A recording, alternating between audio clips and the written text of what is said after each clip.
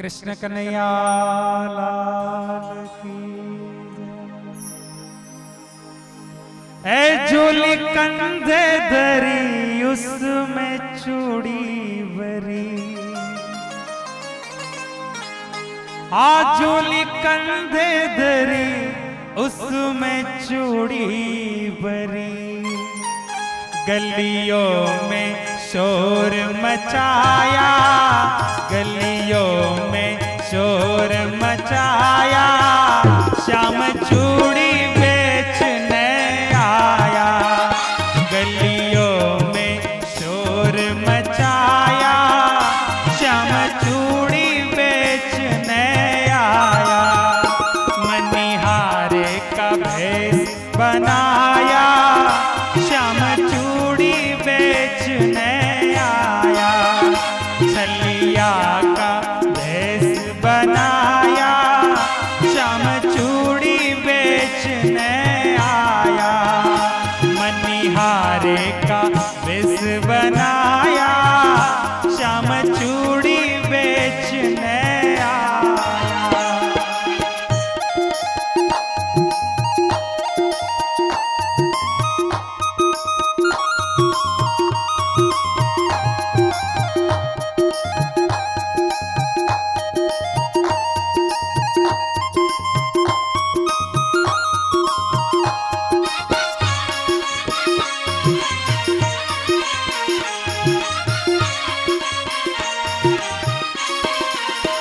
ए झोली कंधे धरी उसमें चूड़ी भरी,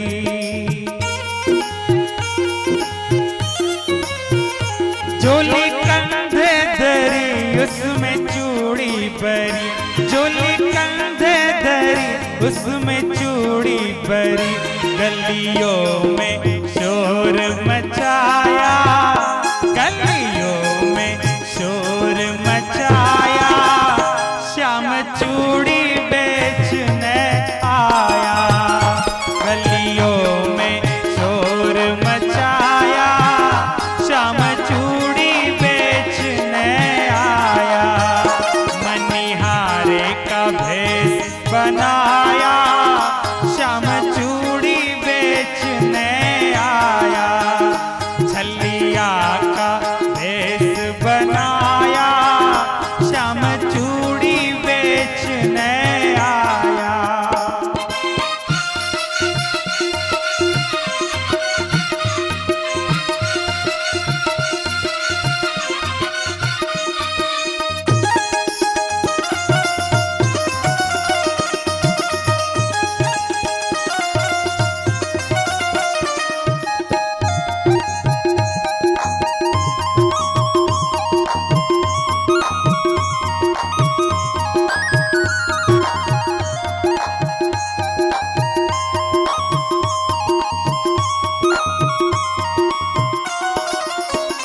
राधा ने सुनी ललिता से कही,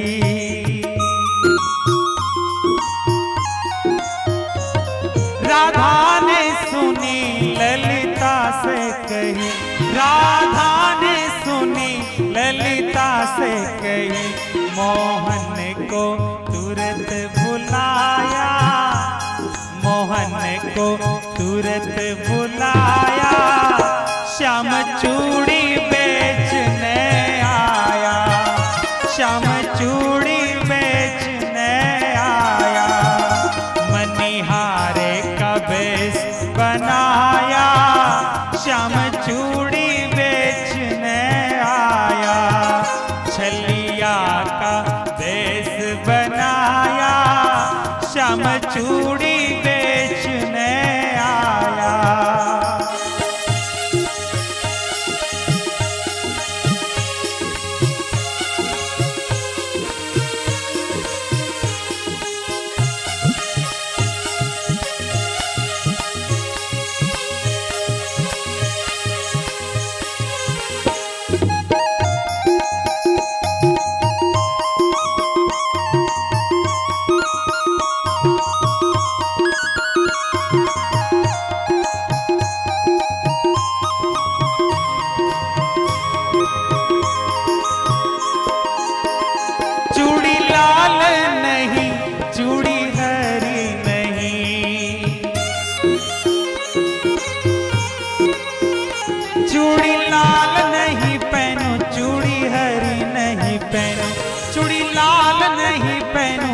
चूड़ी हरी नहीं पहनूं, मुझे श्याम रंग है भाया, मुझे श्याम रंग है भाया। श्याम चूड़ी बेचने आया, श्याम चूड़ी बेचने आया। मनिहारे का भेष बनाया, श्याम चूड़ी बेचने आया। छलिया का भेष बनाया, श्याम चूड़ी बेचने आया।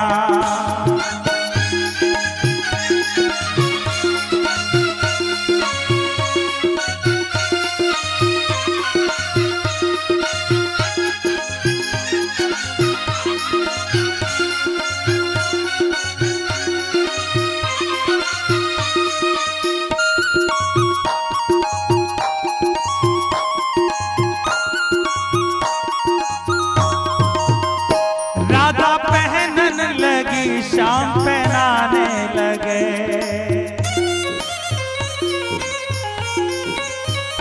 राधा पहनन लगी, श्याम पहनाने लगे।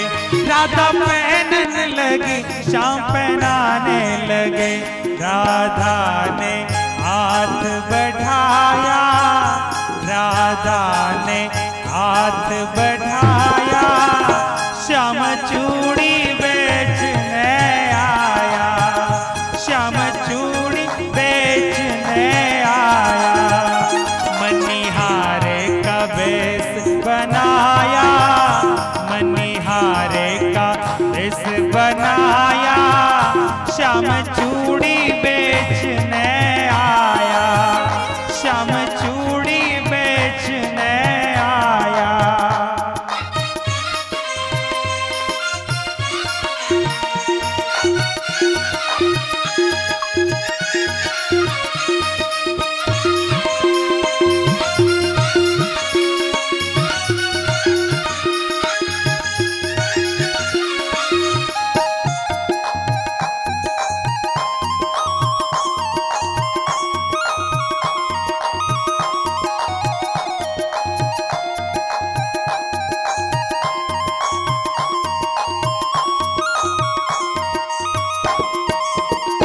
राधा पहनन लगी, श्याम पहनाने लगे।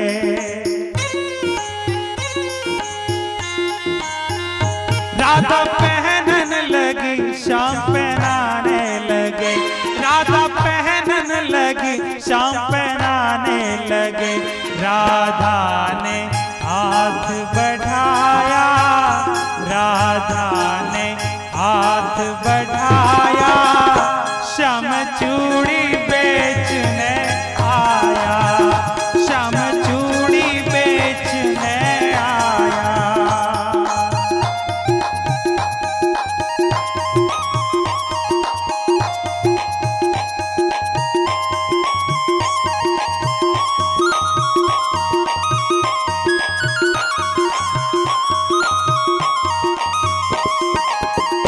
राधा कहने लगी, तुम छलिया बड़े। राधा कहने लगी, तुम छड़िया बड़े। राधा कहने लगी, तुम छलिया बड़े। राधा कहने लगी, तुम छलिया बड़े। धीरे से हाथ बढ़ाया, धीरे से हाथ बढ़ाया। श्याम चूड़ी बेचने आया, श्याम चूड़ी बेचने आया। मनिहारे का भेष बनाया, श्याम चूड़ी बेचने आया।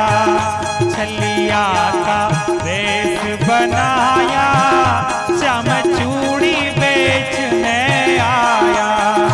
मनिहारे का भेष बनाया, श्याम चूड़ी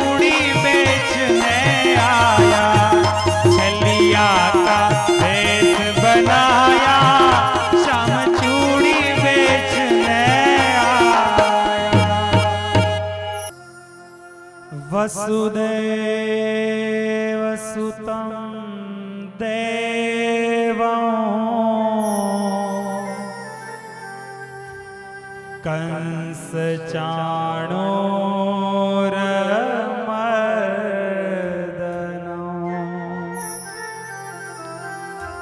देवकी परमानन्दं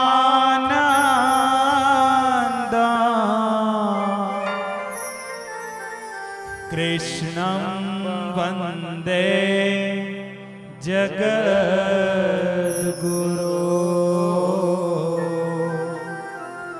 कृष्णं वन्दे जगद्गुरो।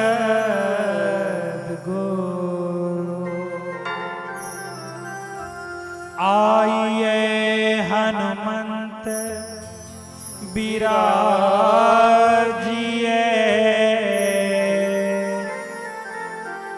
कथा कहो मति अनुसार प्रेम सहित गादी धरो पधारिए पवन कुमार पधारिए पवन कुमार। हे लक्ष्मी नारायण नाम लक्ष्मी नारायण लक्ष्मी नारायण नाम लक्ष्मी नारायण लक्ष्मी नारायण नाम लक्ष्मी नारायण लक्ष्मी नारायण नाम लक्ष्मी नारायण।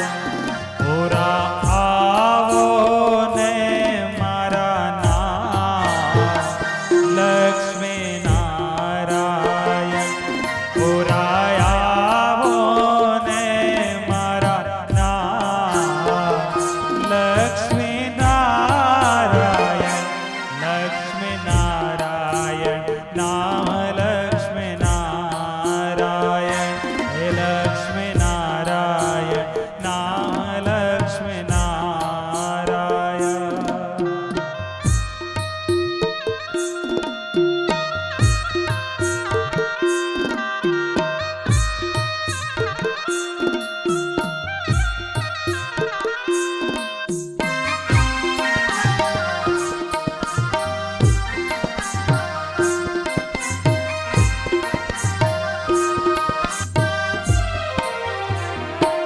नर नारायण नाम नर नारायण नर नारायण नाम नर नारायण पूरा आवो ने मारा नाम नर नारायण पूरा आवो ने मारा नाम नर नारायण नर नारायण नाम नर नारायण नर नारायण नाम नर नारायण।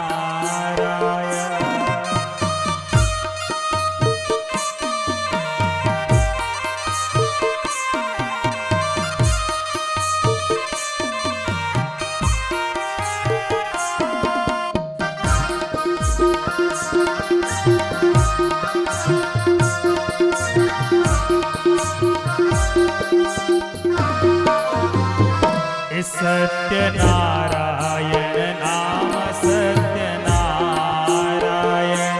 सत्यनारायण नाम सत्यनारायण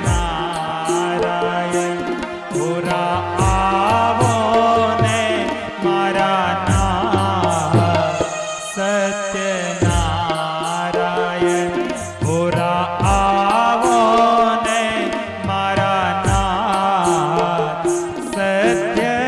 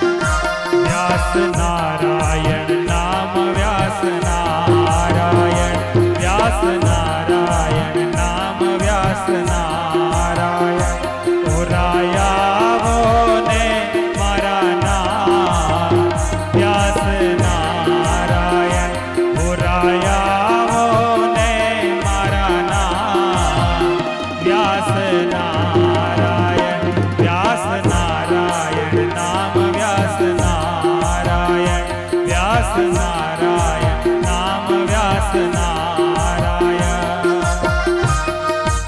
હરિ બોલ હરિ બોલ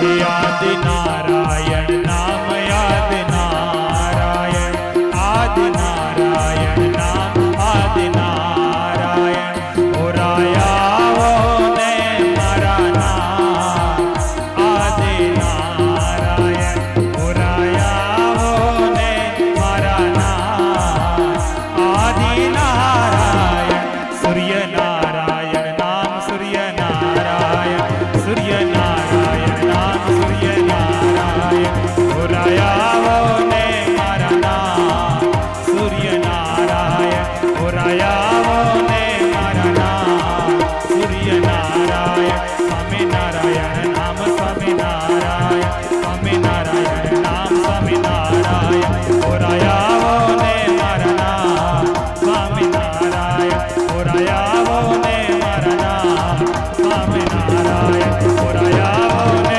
મારા નામ સ્વામી નારાયણ ઓરાયા ને મારા નામ સ્વામી નારાયણ બોલીએ સ્વામિનારાયણ ભગવાનની જય શ્રી નારાયણ મુનિદેવની જય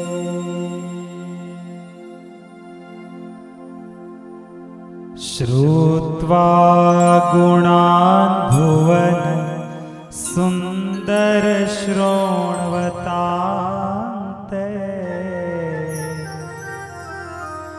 निर्विश्य कर्ण विवरे हरतोंगतापम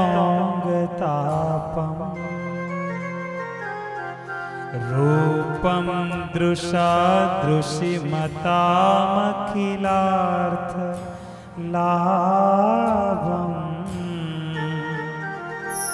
त्वय्यच्युता विशति चित्तम् पत्रपम में त्वय्यच्युता विशति चित्तम् पत्रपम में સર્વાવતારી પરાત્પર ઈષ્ટદેવ ભગવાન સ્વામિનારાયણ નિજ મંદિરમાં બિરાજતા સુરત શહેરના રાજાધિરાજ મહાપ્રતાપી ભગવાન નારાયણ મુનિદેવ રાધા વિહારીલાલના દિવ્ય સાનિધ્યમાં શ્રીમદ ભાગવત સપ્તાહનો છેલ્લો દિવસ અને અંતિમ સત્રનો એટલે છેલ્લા સત્રનો આપણે પ્રારંભ કરીએ. અક્ષર નિવાસી પરમ ભક્તરાજ અરવિંદભાઈ ચુનીભાઈ પટેલ જેમની સ્મૃતિમાં એમના પરિવારના માધ્યમથી આવું સુંદર સરસ સત્કાર્ય થયું. પરમેશ્વરના ચરિત્રો એવા દિવ્ય છે. આજે 7મો દિવસ. જીવનની અંદર સમય જતા વાર લાગતી નથી.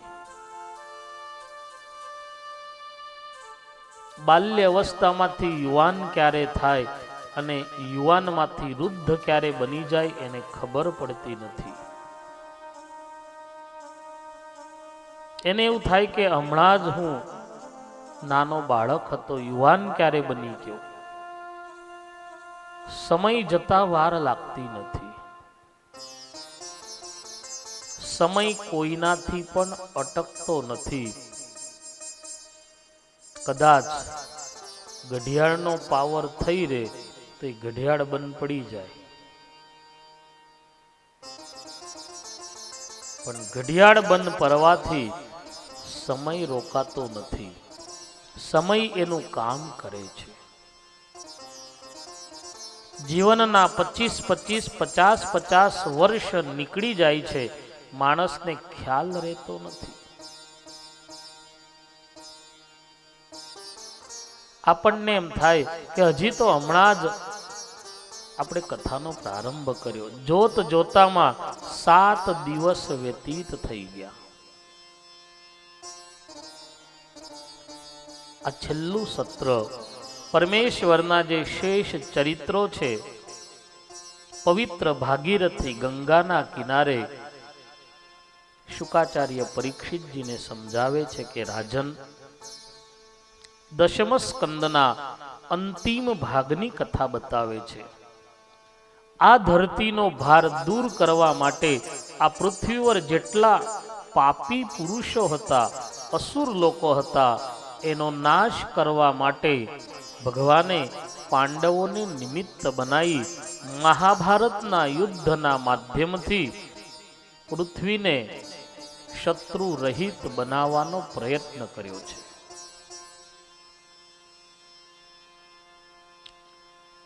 આ બધા ચરિત્રો સાંભળી અને આપણા મનમાં એમ થાય, રાજા તને એમ થતું હશે કે શું ભગવાન નિષ્ઠુર છે, ભગવાનને દયા નથી?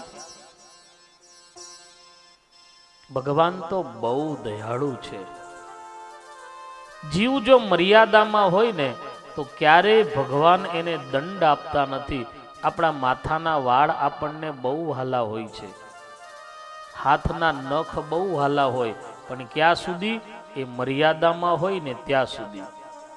મર્યાદાની બહાર જાય એટલે આપણે એને કાપી નાખીએ છીએ.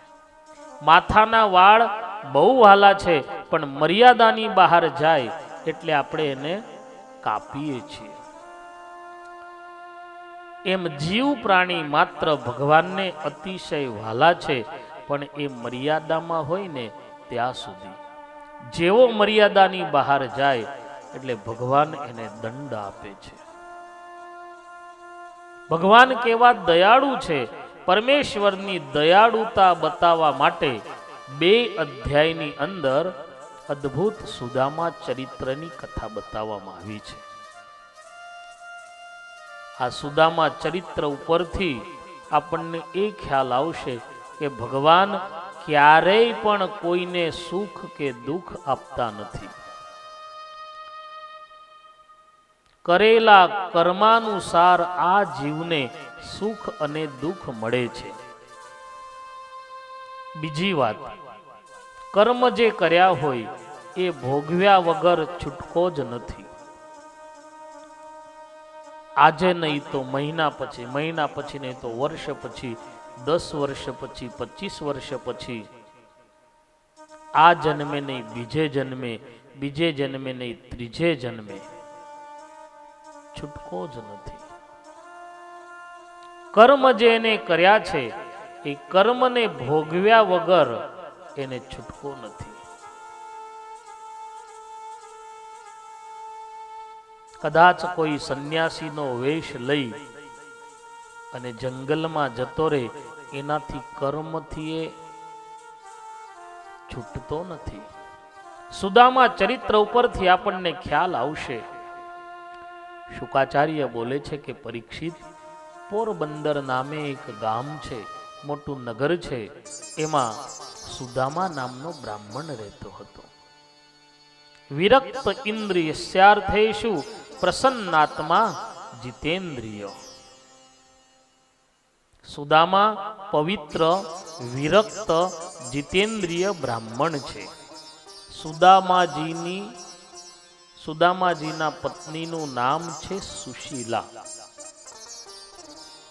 જેવું નામ છે એવા એનામાં ગુણ છે. સુદામા અને સુશીલા આ બેયનું જીવન બહુ સુંદર હતું, બહુ મધુર છે. એકબીજા એવા હળી મળીને રહે છે. ધીરે ધીરે સુદામા અને સુશીલાનો સંસાર આગળ ચાલવા લાગ્યો છે. એક દીકરો થયો, બે દીકરા થયા, ત્રણ દીકરા થયા. સુદામાને ચાર દીકરાઓ થયા. ધીરે ધીરે ધીરે ધીરે સુદામાના જીવનમાં વળાંક આવવા લાગ્યો. પરિસ્થિતિ ડાઉન થતી ગઈ. ધીરે ધીરે ધીરે ધીરે સુદામા ગરીબ થવા લાગ્યો. અને જેના જીવનમાં ગરીબી આવે છે એ દિવસે ને દિવસે વધુ ને વધુ ગરીબ થતો જાય છે.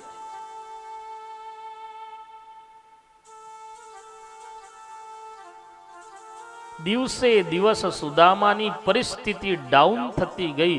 પણ સુદામાના જીવનનો સૌથી મોટામાં મોટો પ્લસ પોઈન્ટ એ હતો કે સુદામાના જીવનમાં પતિ અને પત્ની વચ્ચે સંપ બહુ સારો હતો. સુદામા ચરિત્ર આપણને એ બતાવે છે કે ભગવાન પાસે સંપત્તિ માગતા પહેલા, ભગવાન પાસે સંતતિ માગતા પહેલા, બહુ સાંભળવા જેવી નોંધ કરી રાખજો, ભગવાન પાસે સંપત્તિ, સત્તા અને સંતતિ આ બધું માગતા પહેલા ભગવાન પાસે કુટુંબમાં સંપ માગજો. કુટુંબમાં સંપ હશે ને તો બધું જ આપોઆપ આવી જશે. સુદામાના જીવનમાં સૌથી મોટો પ્લસ પોઈન્ટ એ હતો કે પતિ અને પત્ની વચ્ચે સંપ બહુ હતો. ધીરે ધીરે ધીરે ધીરે સંપત્તિ નષ્ટ થવા લાગી છે. ભગવાન પાસે બંને પતિ પત્ની હાથ જોડે રોજ પ્રાર્થના કરે. અને ધીરે ધીરે સુદામાના જીવનમાં બન્યું એવું કે ઘરમાં અન્ન ઘટ્યું છે. ભિક્ષા યાચના કરી અને સુદામા પોતાનું જીવન નિર્વાહ ચલાવતો હતો. પોરબંદરની ગલીઓમાં એ સુદામા ભીખ માગવા જાય. એક દિવસ એવો આવ્યો કે સુદામાના ઘરમાં અનાજનો એક પણ દાણો ન રહ્યો. ચાર દીકરાઓ છે, ઘર કેમ ચલાવવું? ભિક્ષા માગવા જાય તો સુદામા ખાલી હાથે પાછો આવે. કથામાં મેં કહેલું કે ગરીબી એ કોઈ વર્ણનનો વિષય નથી, એ અનુભૂતિનો વિષય છે. આજે ગરીબીએ સુદામાના જીવનમાં એવો ઘેરો ઘાલ્યો છે. એક બબ્બે ત્રણ ચાર દિવસ સુધી સુદામાને અને સુશીલાને ઉપવાસ થાય, ખાવાનું ન મળે. પણ સુદામાના ચહેરા ઉપર, સુશીલાના ચહેરા ઉપર દુઃખની એક રેખા નહોતી. સુદામા ઘરમાં પગ મૂકે એટલે સુશીલા એટલા બધા આનંદથી અને પ્રેમથી સુદામાને બોલાવે, પોતાના પતિને, પોતાના ધણીને બોલાવે. અને એ સુશીલાના શબ્દો સાંભળી અને સુદામાનું પેટ ભરાઈ જતું. આજે ભગવાને સંપત્તિ નથી આપી, પણ સંપ એવો અજોડ હતો. જ્યાં સંપ હશે ત્યાં સંપત્તિ રહેશે. જ્યાં સંપ નહીં હોય ત્યાં સંપત્તિ પણ નષ્ટ થઈ જશે.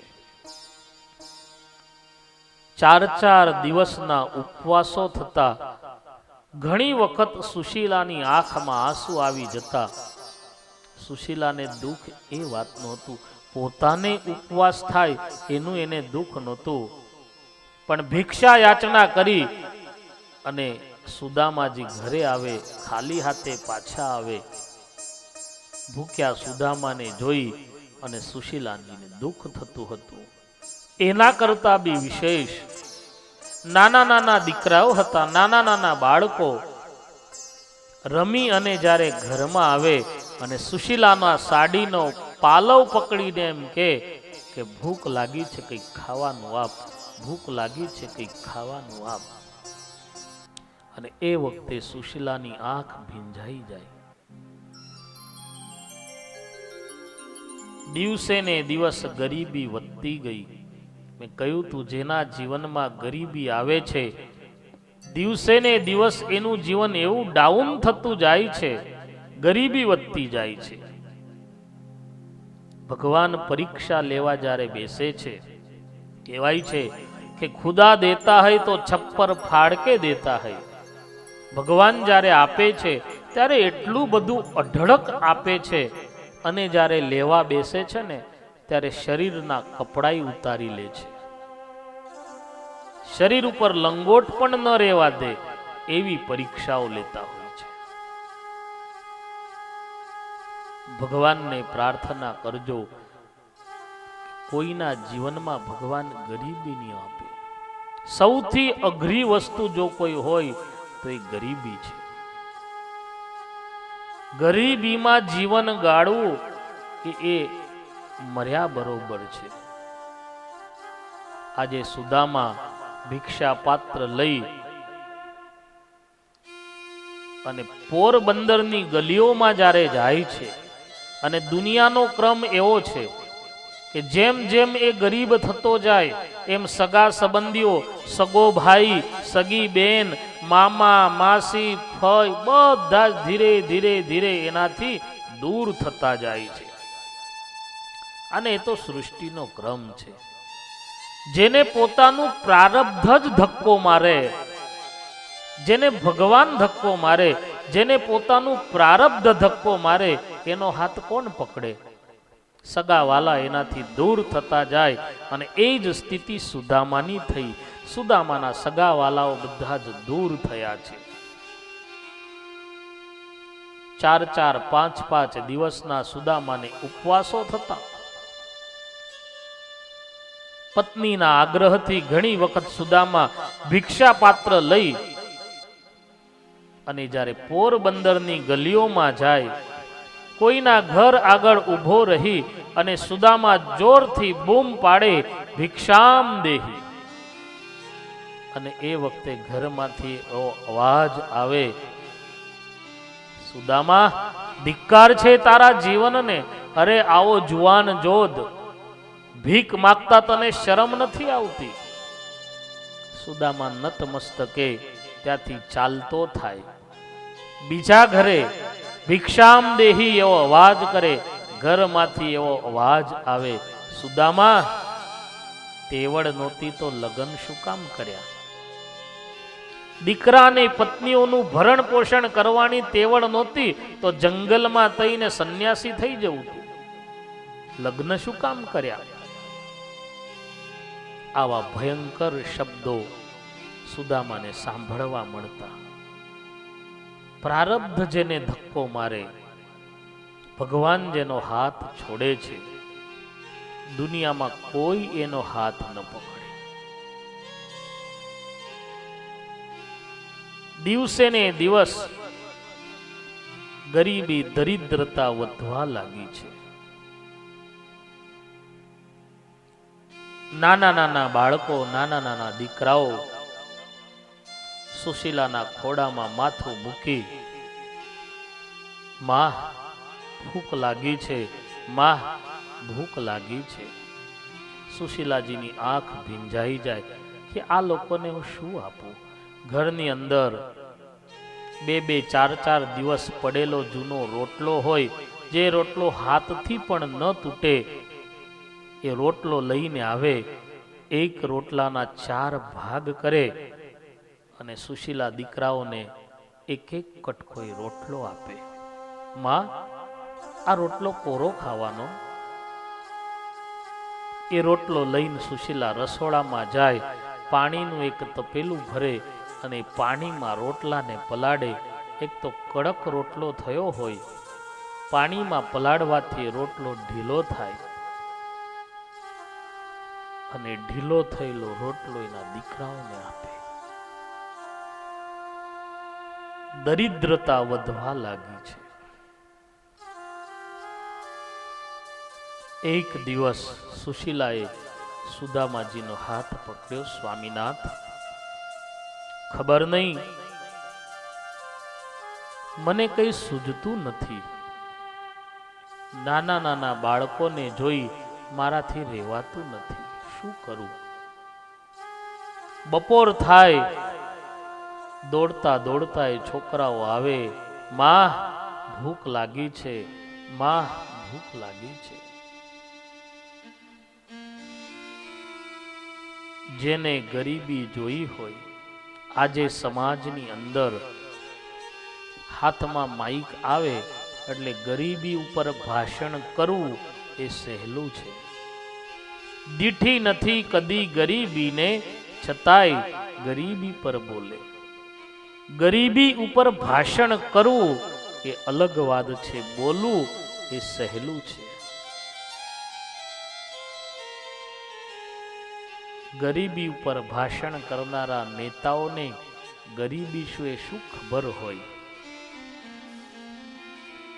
કોઈ ઝૂંપડામાં રહેનાર, જેના શરીર ઢાંકવા માટે વસ્ત્ર નથી, જેને ખાવા માટે અન્નનો દાણો નથી, જેને 2-4 દિવસ ઉપવાસ થાય છે, એને જઈને તમે પૂછો કે ગરીબી શું છે તો એ બતાવશે. મર્સિડીઝ કારમાં ફરનારા, એસી હોલમાં ને એસી ગાડીમાં રહેનારા નેતાઓ એ ગરીબી પર ભાષણ આપે. અમારે તો દેશની ગરીબી હટાવી છે, અમારે તો દેશની ગરીબી દૂર કરવી છે. ખબર નહીં કે દેશની ગરીબી દૂર કરે કે પોતાની ગરીબી દૂર કરે. અને બધા જ રાજકારણીઓને તમે જોજો, રાજકારણમાં ન ગયો હોય ને એ પહેલા એની પાસે માંડ માંડ સાયકલનો વેત હોય, અને જેવો રાજકારણમાં જંપલાવે, ખોટે ખોટા ભાષણો કરે, ગરીબીને હટાવી છે, ગરીબીને હટાવી છે. અને એમાંય જ્યારે ઇલેક્શન આવતું હોય ત્યારે બધા જ નેતાઓના ભાષણ સાંભળવા જેવા હોય. સાંભળનારને તો એમ થાય કે આને જ મત આપવો જોઈએ, આ જ દેશને બચાવે એવો છે, આ જ ગરીબીને નાબૂદ કરે એવો છે. એવો દીન થાય, હાથ જોડે ભીખ માગે. ચૂંટાઈ આયા પછી જજો ઓફિસમાં, કોઈ કાગળ લઈને જશો ને તો તરત કહેશે કે કાગળ ઉપર વજન મૂકો, નહીં તો કાગળ જશે કચરા પેટીમાં.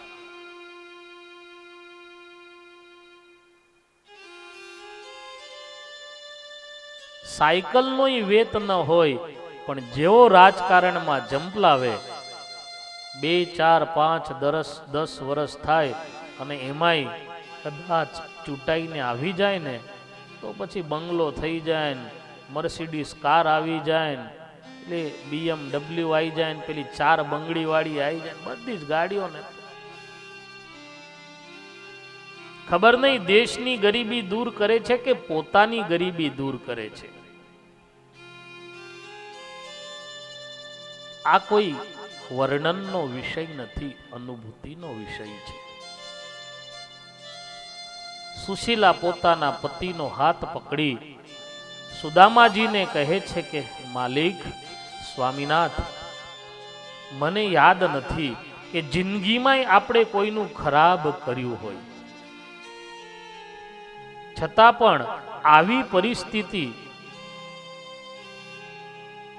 મને ખબર નથી કે આપણે મન, કર્મ અને વચનથી કોઈનો દ્રોહ કર્યો હોય, કોઈનો અપરાધ કર્યો હોય, ક્યારેય પણ કોઈનું ભૂંડું થાય એવો સંકલ્પ કર્યો હોય, છતાંય આ ગરીબી ક્યાંથી આવી?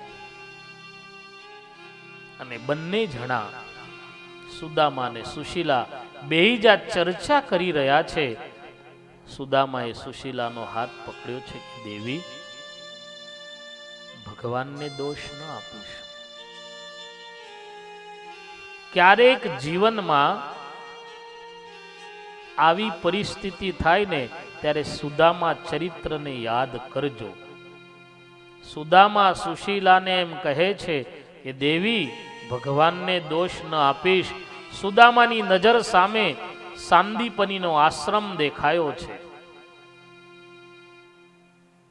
સુદામા જન્મથી ગરીબ નહોતા, શ્રીમંત બ્રાહ્મણના દીકરા હતા અને એ જમાનામાં સુદામાને ભણવા માટે ઉજ્જૈન મૂકવામાં આવેલા. હવે ક્યાં પોરબંદર ને ક્યાં ઉજ્જૈન.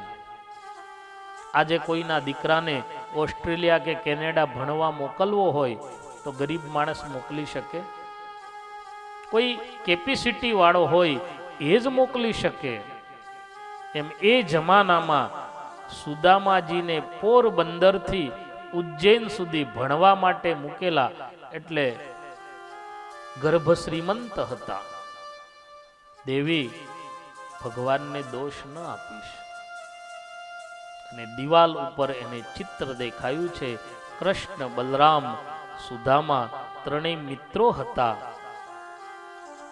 દેવી, બીજાને દોષ ન આપીશ. મારા જ પ્રારબ્ધથી હું આજે દુખી છું. મેં કરેલા કર્મ એ આજે આગળ આયા છે. રામાયણની અંદર મહારાજા દશરથ જ્યારે મૃત્યુશય્ય ઉપર પડ્યા છે, ભગવાનને દોષ આપે છે. માં કૌશલ્યા અને દશરથજી પ્રારબ્ધને દોષ આપે, ભગવાનને દોષ આપે. અને એ વખતે દશરથજી કૌશલ્યાજીનો હાથ પકડીને એમ કહે છે કે દેવી, ભગવાનને દોષ ના આપીશ. સામે દિવાલ ઉપર શ્રવણ અને શ્રવણના મા બાપ દેખાયા છે. એમને આપેલો શાપ દેખાય છે. 4 દીકરાઓ હોવા છતાં અંત સમય એકેય હાજર નહીં રહે. સુદામા કહે છે કે દેવી, સાંદીપનીજીના આશ્રમમાં દ્વારકેશની સાથે હું વિદ્યાભ્યાસ કરતો. એક વખતે ચોમાસાના દિવસો, સમીદ કાષ્ટ લેવા માટે અમે જંગલમાં ગયા. ગુરુ માતાએ, અમે 3 જણા હતા, એટલે 3 મુઠ્ઠી ફૂટાણા, 3 મુઠ્ઠી ચણા ગુરુ માતાએ અમને આપ્યા. હવે સૌથી મોટો હું, એટલે મારા હાથમાં એ 3 મુઠ્ઠી ચણા એક પોટલી બાંધી અને આપ્યા કે ભૂખ લાગે એટલે 3 જણા એક મુઠ્ઠી ખાજો. અમે દૂર જતા રહ્યા.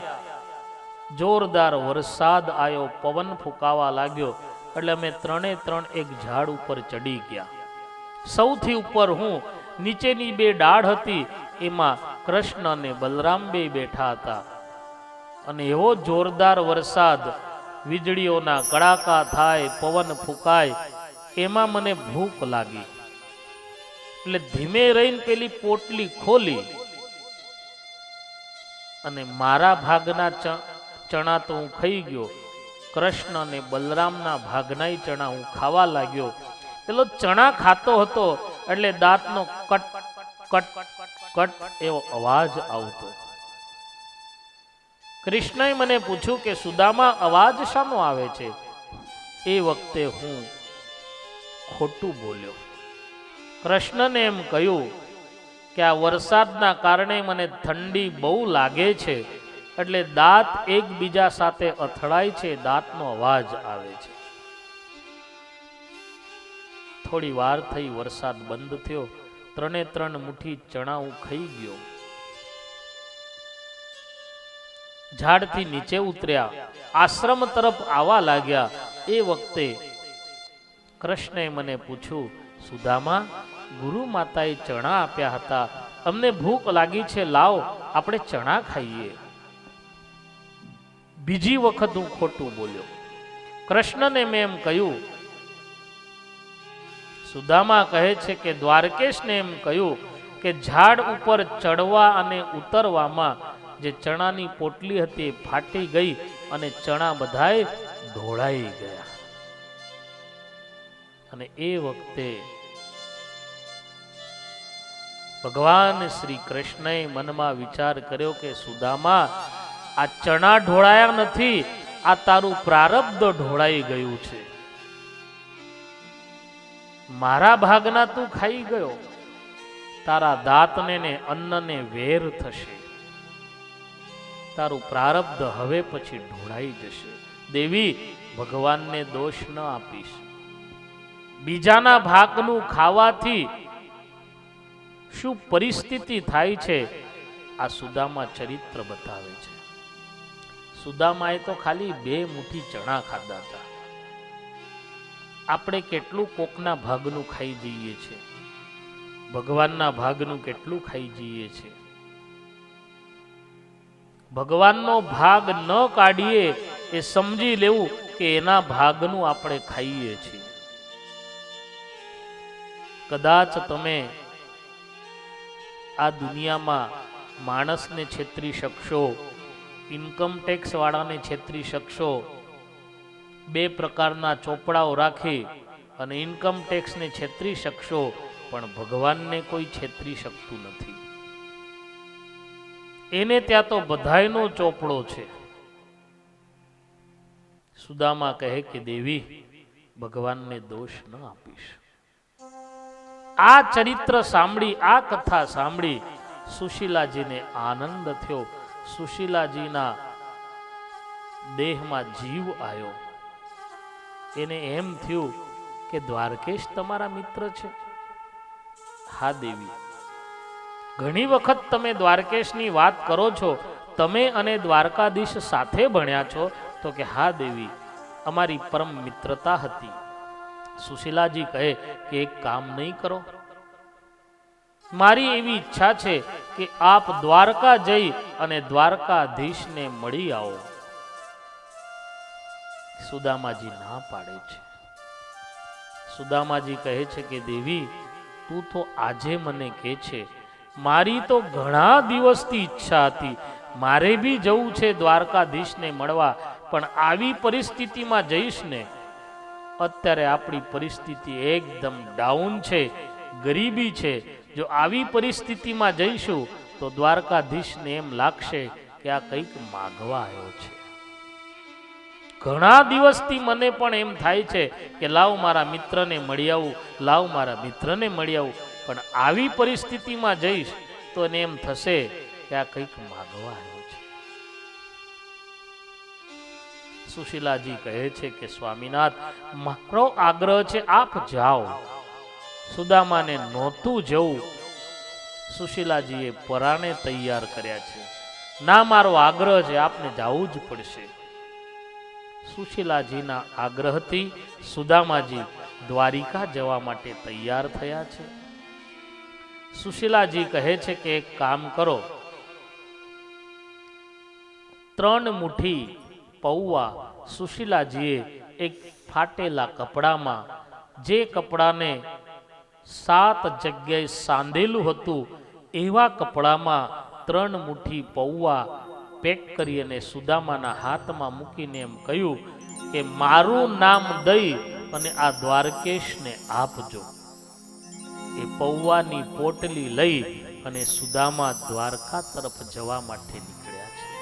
એજી એના મનનો મેરા મન છલકાય છે રે, એના મનનો મેરા મન છલકાય છે જી રે. સુદામાજી દ્વારિકામાં જાય છે.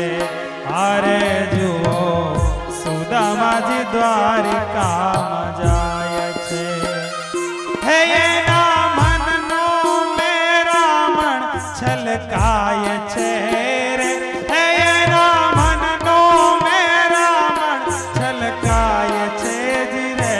જુઓ, સુદામાજી દ્વારિકામાં જાય છે. અરે જુઓ, સુદામાજી દ્વારિકામાં જાય છે.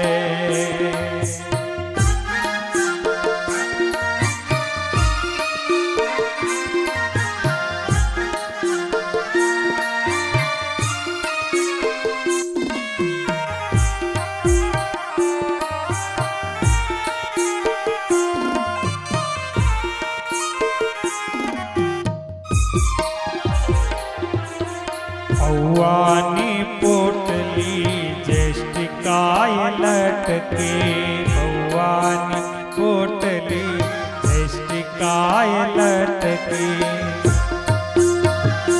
ઈ તો ભાવ વિભોર બની જાય છે રે, ઈ તો ભાવ વિભોર બની જાય છે જી રે. જુઓ, સુદામાજી દ્વારિકા દ્વારિકામાં જાય છે. અરે જુઓ સુદામાજી દ્વારિકામાં જાય છે.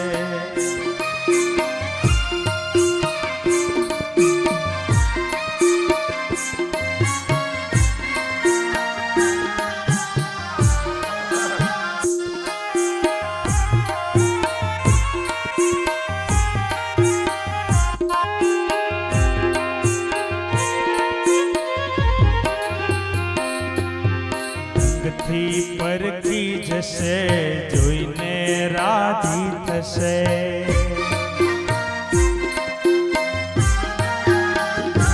ઓ ઢંગથી પરખી જશે, જોઈને રાજી થશે. ઢંગથી પરખી જશે, જોઈને રાજી થશે. એ ઘણું આપશે ઈ દ્વારિકાનો નાથ છે જી રે. ઘણું આપશે ઈ દ્વારિકાનો નાથ છે રે. જુઓ સુદામાજી દ્વારિકામાં જાય છે. અરે જુઓ સુદામાજી દ્વારિકામાં જાય છે.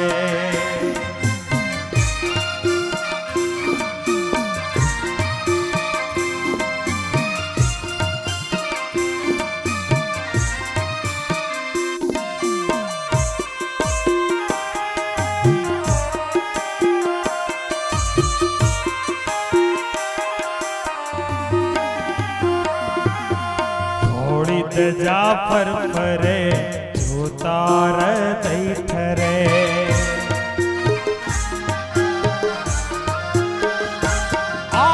થોડી જાફર ફરે, જોતા હૃદય ઠરે. થોડી જાફર ફરે, જોતા હૃદય ઠરે. એ ગુરુ સેવાથી સિદ્ધિ પમાય છે રે. ગુરુ સેવાથી સિદ્ધિ પમાય છે જી રે. જુઓ સુદામાજી દ્વારિકામાં જાય છે. અરે જુઓ સુદામાજી દ્વારિકામાં જાય છે. એના મનનો મેરામણ છલકાય છે જી રે. એના મનનો મેરામણ છલકાય છે જી રે. જુઓ સુદામાજી દ્વારિકામાં જાય છે. અરે જુઓ સુદામાજી દ્વારિકામાં જાય છે. અરે જુઓ સુદામાજી દ્વારિકામાં, સુદામાજી દ્વારિકામાં, સુદામાજી દ્વારિકામાં જાય છે. સુશીલાજીના અતિ આગ્રહથી પેલી પૌવાની પોટલી લઈ અને સુદામા પોતાના ઘરેથી દ્વારિકા જવા માટે નીકળ્યા છે. મનની અંદર અનેક પ્રકારના સંકલ્પ વિકલ્પો છે, આનંદ છે. પોરબંદરની બહાર આવે, શરીર એકદમ શુક્લકડું છે. હું ક્યારે દ્વારકા પહોંચીશ? ગામની બહાર આવી નેત્ર બંધ કરી અને વિચાર કરવા લાગ્યા કે ક્યારે દ્વારકા પહોંચીશ, ક્યારે દ્વારકા પહોંચીશ. નેત્ર બંધ કરીને જ્યાં નેત્ર ખોલે ત્યાં પોરબંદર અદ્રશ્ય થઈ ગયું. એક બાજુ વિશાળ દરિયો દેખાવા લાગ્યો અને એક બાજુ સોનાની નગરી દેખાઈ. કોઈને પૂછ્યું કે આ કઈ નગરી છે? કહ્યું કે આ તો દ્વારિકા છે. એટલો બધો આનંદ થયો. મારા ભગવાન કેવા દયાળુ છે. યોગ માયાથી ઉપાડી અને સુદામાને દ્વારિકામાં મૂક્યા છે. અદ્ભુત સુદામાજીનું ચરિત્ર છે. સુદામાજી દરવાજે જાય છે, દ્વારપાળો રોકે છે. દ્વારપાળોને એમ કે કોઈ ગરીબ બ્રાહ્મણ હશે, લાવ એને જે જોઈએ આપી દઈએ. પૂછ્યું કે શું જોઈએ? સુદામાએ એમ કહ્યું કે મારે દ્વારકાધીશને મળવું છે, હું એનો મિત્ર છું. પેલા દ્વારપાળો હસવા લાગ્યા છે. તારા કપડાં તો જુઓ, શરીર ઉપર ફાટેલા કપડાં છે, ધોતિયું એટલી બધી જગ્યાએ સાંધેલું છે, શરીરના એક એક હાડકા દેખાય છે ને તું દ્વારકાધીશનો મિત્ર. સુદામા કહે છે તમે એક વખત જઈ અને દ્વારકેશને સમાચાર તો આપો. એમાં કોક વળી એકાદ ડાયો હશે. દ્વારપાળ એને એમ થયું કે હવે બ્રાહ્મણ છે ને, લાવ સમાચાર તો આપીએ. સુદામાએ કહ્યું કે જઈને કહેજો કે પોરબંદરથી તમારો મિત્ર સુદામા આવ્યો છે અને દ્વારપાળ જા ભગવાન દ્વારકેશને કહેવા આવ્યા છે. ભગવાન દ્વારકાધીશ દ્વારકાના નાથ છે, સુવર્ણના સિંહાસન ઉપર બેઠા છે અને જેવા સમાચાર મળે છે મિત્ર સુદામા આવ્યો છે, સુદામાનું નામ સાંભળતાની સાથે જ ભગવાન કૃષ્ણ સિંહાસનમાંથી ઊભા થઈને ભાગ્યા છે. નામ એનું સાંભળીને દોડા ગીરધારી રે, નામ એનું સાંભળીને દોડા ગીરધારી રે, સુદામાને લીધા પ્રભુજીએ તેડી રે, આસુડાયા આંખમાં રે, ધીરે રે આસુડાયા આંખમાં રે. સુદામાજી દ્વારિકામાં જેથી જોને આવ્યા રે, દર્શને દીના નાથના રે, ધીરે રે દર્શને દીના નાથના રે. સુદામાનું નામ સાંભળતાની સાથે જ કૃષ્ણએ દોટ મૂકી છે. દોડતા દોડતા દરવાજે આવી બાથમાં ઘાલી સુદામાને મળ્યા છે. આ દ્રશ્યને દ્વારપાળો જોઈને આશ્ચર્યચકિત થયા છે. હાથ પકડી સુદામાજી, ભગવાન કૃષ્ણ સુદામાજીને મહેલમાં લઈ ગયા, પોતાના સુવર્ણના સિંહાસન ઉપર બેસાડ્યા છે. અષ્ટપટરાણીઓને કહેવામાં આવ્યું છે કે મારો મિત્ર આવ્યો છે, લાવ મારે ચરણ ધોવા છે. અને અષ્ટપટરાણીઓ દોડા દોડ કરવા લાગી છે. કોઈ પરાત લેવા જાય, કોઈ પાણીનો ગ્લાસ લેવા જાય, કોઈ પાણીનો લોટો લેવા જાય. એવું લખવામાં આવ્યું છે. દેખી સુદામા કી દીન દશા, કરુણા નિધિ કરુણા કરકે રોયે, પાણી પરાત કો હાથ છુયો નહીં, નૈનન કે જલ સે પગ ધોયે. અને જ્યાં પેલી અષ્ટપટરાણીઓ પાણી લેવા ગઈ છે, પણ સુદામાની દશા જોતાની સાથે જ દ્વારકેશની આંખમાં આંસુ આવ્યા છે અને એ આંસુઓના બુંદથી કન્હૈયાએ દ્વારકાધીશે સુદામાના ચરણ ધોયા છે.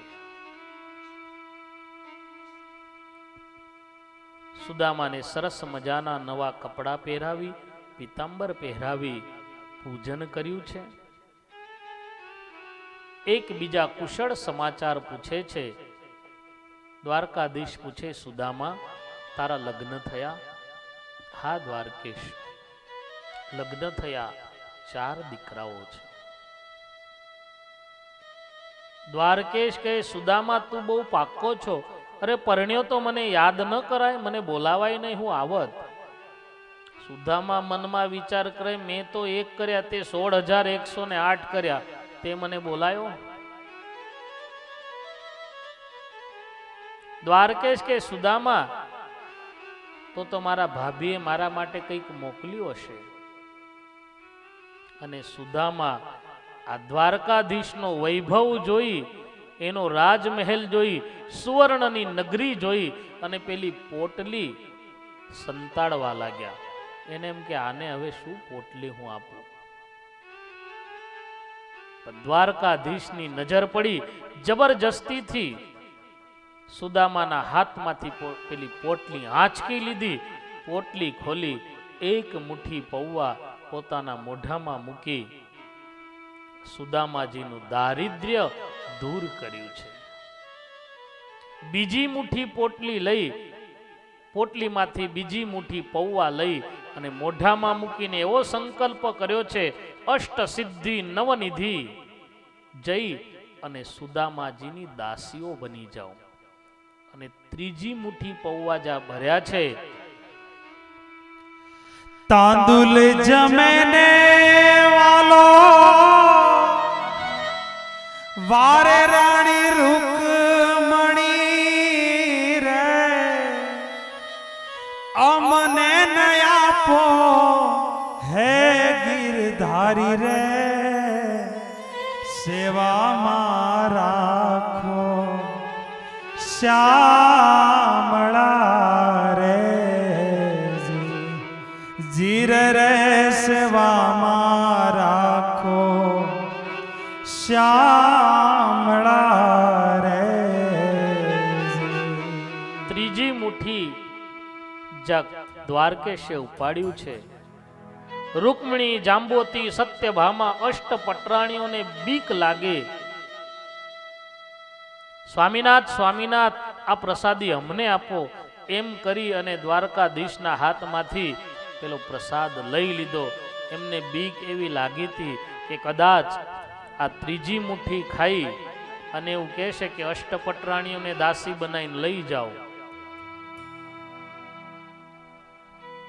સુદામા ચરિત્ર એ બતાવે છે કે વ્યક્તિની મહત્તા સત્તા કે સંપત્તિથી નથી, વ્યક્તિની મહત્તા એના સદગુણોથી હોય છે. સુદામા પાસે કોઈ સત્તા નથી, કોઈ સંપત્તિ નથી, પણ સુદામાનું જીવન સદગુણોથી ભરપૂર હતું. ભગવાન દ્વારકેશે સુદામાની અંદર જે સદગુણો હતા એ સદગુણોને ધ્યાનમાં રાખી અને સુદામાની ગરીબી, સુદામાની દરિદ્રતા નાબૂદ કરી છે. વ્યક્તિની મહત્તા એના સત્તા, સંપત્તિ કે શરીરથી આધારિત નથી, એના સદગુણોથી આધારિત છે. સુદામાની દરિદ્રતા, ગરીબી નાબૂદ કરી છે. થોડો સમય સુદામા ત્યાં રોકાયા છે, પછી તો ભગવાન દ્વારકેશે સુદામાને રજા આપી છે. સુદામા પોરબંદર આવી અને જુએ, પોતાના ઝૂંપડાની જગ્યાએ મોટો મહેલ છે. સુદામાની કથાનો સારાંશ એટલો જ છે કે ભગવાન જીવ પ્રાણી માત્રનો મિત્ર છે. રાજન, આ કથા તને એટલા માટે બતાવી કે ભગવાન અતિ દયાળુ છે. ભગવાન નિર્દય નથી, નિષ્ઠુર નથી. સુદામા ચરિત્ર ઉપરથી પરમેશ્વરની દયાળુતા બતાવવામાં આવી છે. ત્યાર પછી દશમ સ્કંદમાં સૂર્યગ્રહણ અને ચંદ્રગ્રહણનો મહિમા સમજાવવા માટે ભગવાને યાદવને લઈને કુરુક્ષેત્રમાં આવ્યા છે અને ત્યાં સૂર્યગ્રહણનો વિધિ કર્યો છે. એ જ કુરુક્ષેત્રની અંદર યાદવો, પાંડવો અને વ્રજમાંથી ગોવાળિયાઓ પણ આવ્યા છે. ત્યાં ભગવાને સૂર્ય અને ચંદ્ર ગ્રહણનો મહિમા બતાવ્યો છે. ભક્તિનું ફળ બતાવવામાં આવ્યું છે. ભક્તિ કરવાથી મનુષ્યને ઉત્તમ ફળની પ્રાપ્તિ થાય છે.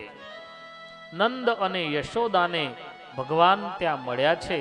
દ્રૌપદીજીના પૂછવાથી અષ્ટપટરાણીઓએ કેવી રીતે ભગવાન દ્વારકેશ સાથે લગ્ન થયા એ કથાઓ દ્રૌપદીને બતાવી છે. કુરુક્ષેત્રની અંદર ભગવાન વસુદેવજીએ મોટો યજ્ઞ કર્યો છે અને એ યજ્ઞની અંદર મા દેવકીના જે 6 મૃતપુત્રો હતા એ ભગવાન દ્વારકેશે પાછા લાયા છે. બલરામ ભૈયા દ્વારા પિતાને દિવ્ય જ્ઞાન આપવામાં આવ્યું છે. 86મા અધ્યાયની અંદર સુભદ્રા હરણની કથા બતાવવામાં આવી છે. ત્યાર પછી 87મા અધ્યાયમાં વેદસ્તુતિ બતાવવામાં આવી છે અને છેલ્લે આખા બ્રહ્માંડની અંદર સર્વથી શ્રેષ્ઠ ભગવાન વિષ્ણુ છે. ભગવાન વિષ્ણુને ભજવાથી કેતા ભગવાન નારાયણને ભજવાથી આ જીવ મોક્ષ ભાગી બને છે અને અન્ય દેવોને ભજવાથી સાંસારિક સુખોની પ્રાપ્તિ થાય છે. સંસારના કોઈ નાના મોટા કષ્ટોને દૂર કરવા હોય, સુખ મેળવવા હોય તો અન્ય દેવોને ભજવા, પણ કલ્યાણની ઈચ્છા માટે તો કેવળ ભગવાનનું જ ભજન કરવું. સર્વથી ભગવાન વિષ્ણુ શ્રેષ્ઠ છે એ બતાવવા માટે ભૃગુ મહર્ષિની કથા બતાવવામાં આવી છે.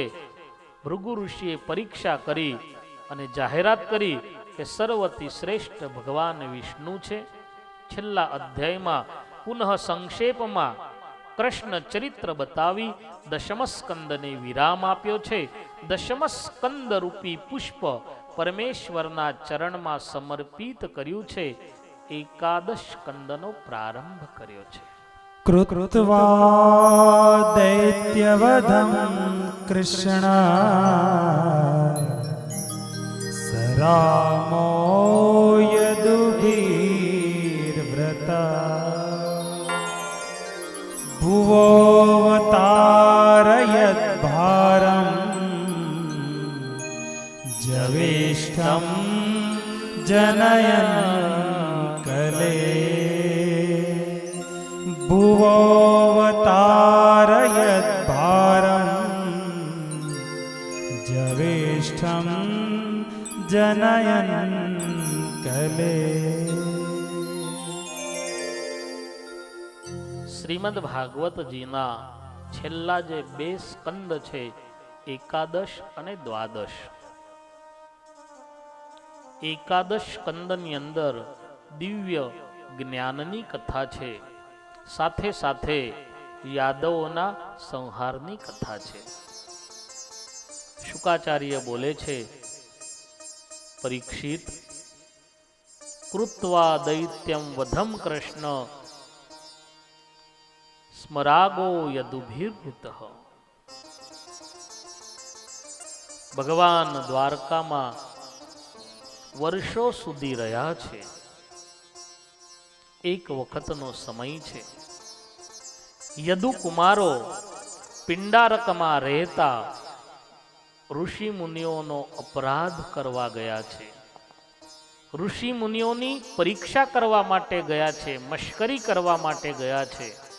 ભાગવતજીનો એકાદશ સ્કંદ એમ બતાવે છે, સાધુ, બ્રાહ્મણ અને ભગવાનનો ભક્ત ક્યારેય એની મશ્કરી ન કરો, એનું પરિણામ બહુ ખરાબ આવે છે. ભગવાનના કુળને પણ એને છોડ્યા નથી, એટલે ક્યારેય પણ અગ્નિમાં હાથ ન નાખવો. સાધુઓના જીવનમાં, બ્રાહ્મણોના જીવનમાં, ભગવત ભક્તોના જીવનમાં હાથ નાખવો એ અગ્નિમાં હાથ નાખ્યા બરોબર છે. અગ્નિમાં હાથ નાખો તો દજાયા વગર રે નહીં. પિંડારક ક્ષેત્રમાં રહેતા ઋષિઓની મશ્કરી કરવા માટે યદુકુમારો ગયા છે. યાદવમાં અતિ રૂપાળા સાંબ હતા, એટલે સાંબને ભગવાનનો જ દીકરો હતો. સાંબને સાડી પહેરાવવામાં આવી છે, ગર્ભવતીનો ડ્રેસ પહેરાયો છે. ઋષિ કુમારો ત્યાં પિંડારકમાં રહેતા એમની પાસે યાદવોના યદુકુમારો સાંબને લઈ ગયા છે અને પિંડારક રહેતા ઋષિઓને એમ પૂછ્યું કે આ સ્ત્રી છે, આ કન્યા છે, આને પુત્ર થશે કે પુત્રી થશે, દીકરો થશે કે દીકરી થશે? ઋષિઓએ આંખ બંધ કરી જોયું, આ તો ભગવાનનો દીકરો સાંબ છે. ઋષિઓ ક્રોધિત થયા, મનમાં વિચાર કર્યો કે ભગવાનના કુટુંબમાં આ લોકો આયા છે, પણ આમનામાં જરાય લાયકાત નથી. ઋષિઓની મશ્કરી કરવા આયા છે, એટલે ઋષિઓએ શાપ આપ્યો છે કે જાઓ, આમાંથી જે પણ નીકળશે એનાથી યદુકુળનો નાશ થશે, સંહાર થશે. યદુકુમારો ભયભીત થયા છે. દોડતા દોડતા દ્વારિકા આવી ભગવાન દ્વારકેશને વાત કરી છે. બધા જ ભયભીત થયા છે. છેલ્લે ઉપાય એવો શોધી કાઢ્યો છે કે સાંબની સાડી છોડી અને એમાંથી એક લોખંડનો ટુકડો કહેતા મૂસળ નીકળ્યું છે. એ મૂસળને દરિયાના કિનારે લાયા છે, એને ઘસ્યું છે. હવે લોઢાને ઘસી નાખ્યું, એનો ઝીણો ભૂકો થયો, એ દરિયામાં નાખી દેવામાં આવ્યો. છેલ્લે નાનકડો એક કટકો વધ્યો, એ કટકો દરિયામાં નાખવામાં આવ્યો. એ જે ભૂકો નાખેલો એ પાણીના વેગથી તણાતો તણાતો પ્રભાસમાં આવ્યો છે અને એમાંથી વનસ્પતિ ઉગી છે. અને પેલો ટુકડો જે નાખેલો એક માછલું ગળી ગઈ. જરા નામનો પારધી એ માછલાને પકડીને લઈ ગયો, માછલાને કાપી એના પેટમાંથી જે પેલો ટુકડો નીકળ્યો એનો એક બાણ બનાવ્યો. શુકાચાર્ય બોલે છે કે પરીક્ષિત, એક અધ્યાયની અંદર વસુદેવજીનો મોહ દૂર કરવા માટે આ શાપ થયો, એટલે વસુદેવજીને બહુ દુઃખ થયું. વસુદેવજીનું દુઃખ દૂર કરવા નારદજી ત્યાં આવ્યા છે અને નારદજીએ વસુદેવજીને બ્રહ્મ ઉપદેશ આપ્યો છે. નારદજીએ વસુદેવજીનો મોહ દૂર કરવા, અજ્ઞાન દૂર કરવા માટે નિમિ અને નવ યોગેશ્વરોના સંવાદની કથા કહી છે. નારદજી કહે છે કે વસુદેવજી, નિમિ મહારાજ યજ્ઞ કરી રહ્યા હતા, ત્યાં નવ યોગેશ્વર આયા છે. નિમિ રાજાને અતિશય આનંદ થયો છે. નિમિ રાજાએ નવ યોગેશ્વરોની આગતા સ્વાગતા કરી. એક તો મનુષ્ય દેહ દુર્લભ છે અને એમાંય તમારી જેવા સંતોનો યોગ. મનુષ્ય દેહ દુર્લભ છે, એના કરતા પણ સત્સંગ મળવો એ વધારે દુર્લભ છે. સંત દર્શન એ વધારે દુર્લભ છે. આજ ભગવત ઈચ્છાથી તમારા દર્શન થયા છે. નિમિ રાજાએ નવ યોગેશ્વરોને 9 પ્રશ્ન પૂછ્યા છે. એક યોગેશ્વરે એનો જવાબ આપ્યો છે. નિમિ રાજાનો પહેલો પ્રશ્ન હતો, ભાગવત ધર્મ બતાવો. હાથ જોડી અને નિમિ બેઠા છે. ભાગવત ધર્મ બતાવો.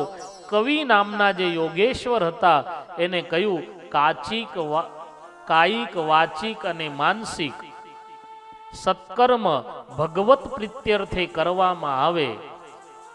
કેતા કોઈ પણ કર્મની અંદર કોઈ પ્રકારની આશા અપેક્ષા ન રાખે એને ભાગવત ધર્મ કહેવામાં આવે છે. જે નિષ્કામ ભાવથી, નિષ્કપટ ભાવથી કરવામાં આવે છે એને ભાગવત ધર્મ કહેવામાં આવે છે. બીજો પ્રશ્ન પૂછો કે શ્રેષ્ઠ ભાગવત ધર્મી કોણ છે? હરિ નામના યોગેશ્વરે કહ્યું કે બધાયને પ્રભુમાં ને પ્રભુને બધાયમાં જુએ તે ઉત્તમ છે. મૈત્રી અને દ્વેષ ભાવ રાખે, એટલે સમાજની અંદર જે મિત્ર છે એનામાં ભગવાન જુએ અને શત્રુમાં ભગવાનને ન જુએ એ મધ્યમ છે. અને ફક્ત મંદિરની મૂર્તિમાં જ ભગવાન છે એ જે જુએ છે કનિષ્ઠ કયો છે. ત્રીજો પ્રશ્ન માયા વિશે પૂછ્યો છે. અંતરિક્ષ નામના યોગેશ્વરે કહ્યું કે ભગવાનની માયા હું, મારું, તું અને તારું એનું જ નામ માયા છે. માયાનો વિશેષ વર્ણન કરવાની જરૂર નથી. જ્યાં આપણી દ્રષ્ટિ પડે છે, દ્રષ્ટિ ગોચર જે થાય છે એને જ માયા કહેવામાં આવે. સ્વામિનારાયણ ભગવાને વચનામૃતમાં માયાની વ્યાખ્યા બતાવી છે કે ભગવાનના ભજનમાં જે વિક્ષેપ કરે એને માયા કહેવાય. કોઈ પણ પદાર્થ હોય વિઘ્ન કરે એને માયા કહેવાય. ચોથો પ્રશ્ન, એને તરવાનો ઉપાય શું? પ્રબુદ્ધ નામના યોગેશ્વર હતા, એને કહ્યું કે આમ તો માયાને કોઈ તરવાનો ઉપાય નથી, પણ ભગવાને એમ કહ્યું છે મામેવ એ પ્રપદ્યંતે માયા મેતામ તરંતિ. મારો થઈને જે રહે છે એ જ માયાને તરી શકે છે. પાંચમો પ્રશ્ન પૂછ્યો છે, ભગવાન નારાયણના સ્વરૂપ વિશે બતાવો. પિપ્પલાયન નામના જે યોગેશ્વર હતા એને ભગવાનના સ્વરૂપ વિશે બતાવતા કહ્યું છે, ભગવાનનું સ્વરૂપ આ જગતની ઉત્પત્તિ, સ્થિતિ અને પ્રલયને કરનારું છે. જે આપણે આગળ કથાઓમાં વિસ્તારથી સાંભળી ગયા. છઠ્ઠો પ્રશ્ન કર્મયોગ વિશે પૂછ્યું છે. અવિહોત્રી નામના જે યોગેશ્વર હતા એને કહ્યું છે કર્મ 3 પ્રકારના છે, કર્મ, અકર્મ અને વિકર્મ. 3 ભેદ છે. વેદોએ કરવાનું કહ્યું તે કરે તેને કર્મ કહેવાય, વેદોએ કહ્યું તે ન કરે તેને વિકર્મ કહેવાય, અને વેદોથી વિરુદ્ધ કરે તેને અકર્મ કહેવાય છે. અકર્મીની અધોગતિ થાય છે. સાતમો પ્રશ્ન પૂછ્યો છે, જે ભગવાનના અવતાર તેનું વર્ણન કરો. દ્રુમિલ નામના જે યોગેશ્વર છે એને પુનઃ પરમેશ્વરના અવતારોની કથા કહી છે. એમાં વિશેષ કરી અને ભગવાન નરનારાયણ અવતારની વિશેષ કથા કહી છે. જે આ ભરતખંડ માટે જ્યાં સુધી પૃથ્વી રહેશે, આ કલ્પ રહેશે, ત્યાં સુધી આ ભરતખંડના સુખને વાસ્તે ભગવાન નર અને નારાયણ બદ્રિકાશ્રમની અંદર તપ કરે છે. આઠમો પ્રશ્ન પૂછ્યો છે, ભગવાનને જે ભજતા નથી એની શું ગતિ થાય છે?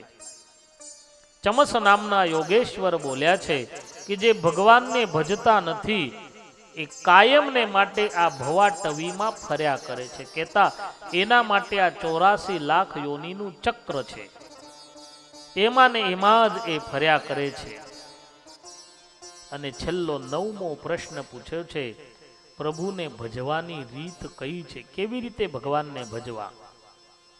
કરબદ્ધ થયેલા એ નિમિ રાજાને કરભાજન નામના જે યોગેશ્વર છે બોલ્યા છે કે સત્ય, ત્રેતા, દ્વાપર અને કલી આ 4 યુગમાં ભગવાનને ભજવાની રીત જુદી જુદી છે. સત્ય યુગમાં શુક્લ વર્ણ, ચતુર્બાહુ, વલ્કલ વસ્ત્ર કેતા ધ્યાન વડે ભગવાનને ભજાય છે.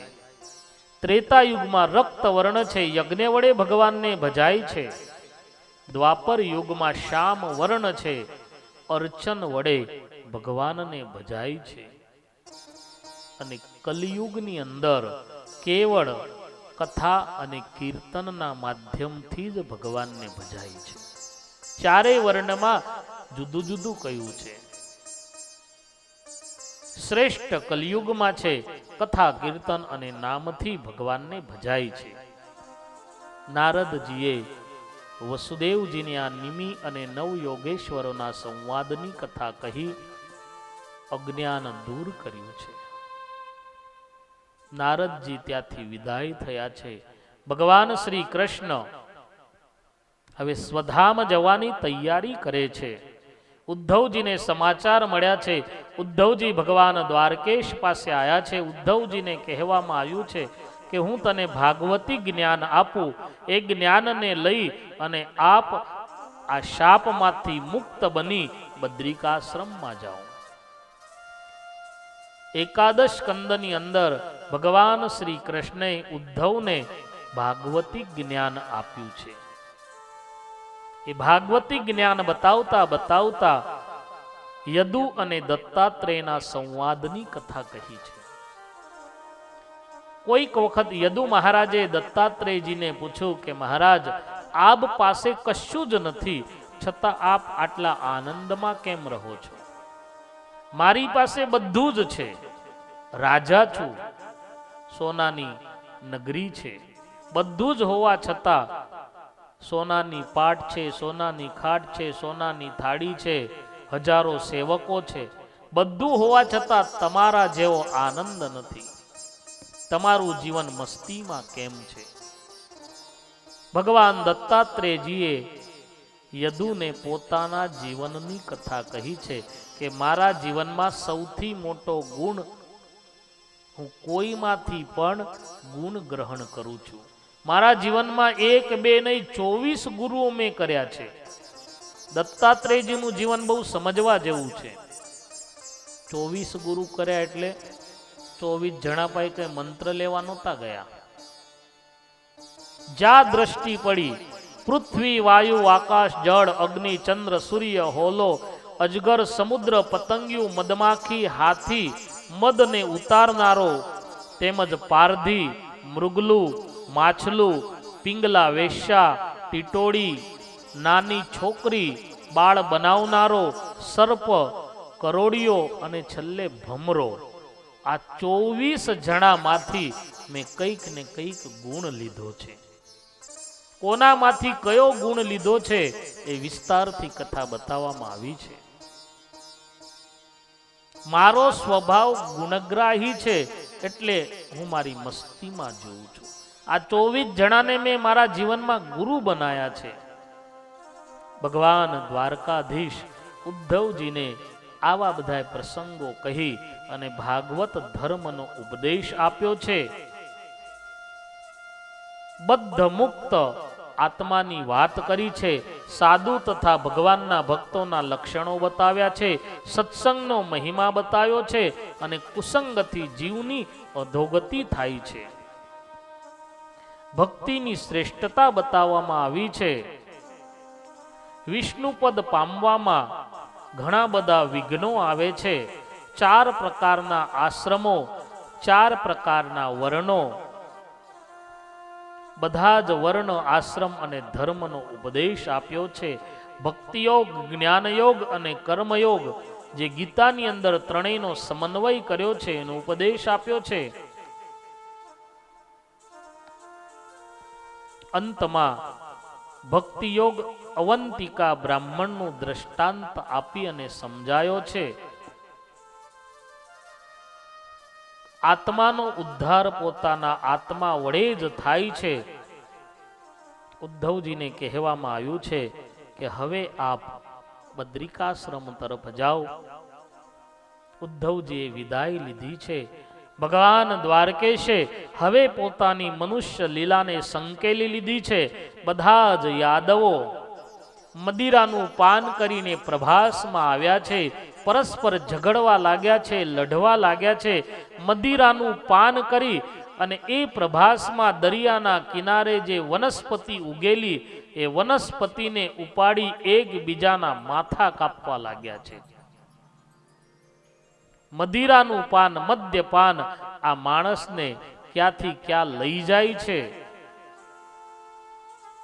મદિરાનું પાન કર્યું એટલે યાદવોનો સંહાર થયો છે. એકબીજા પરસ્પર લઢી મળ્યા છે. નારાયણ મુનિ દેવની જય.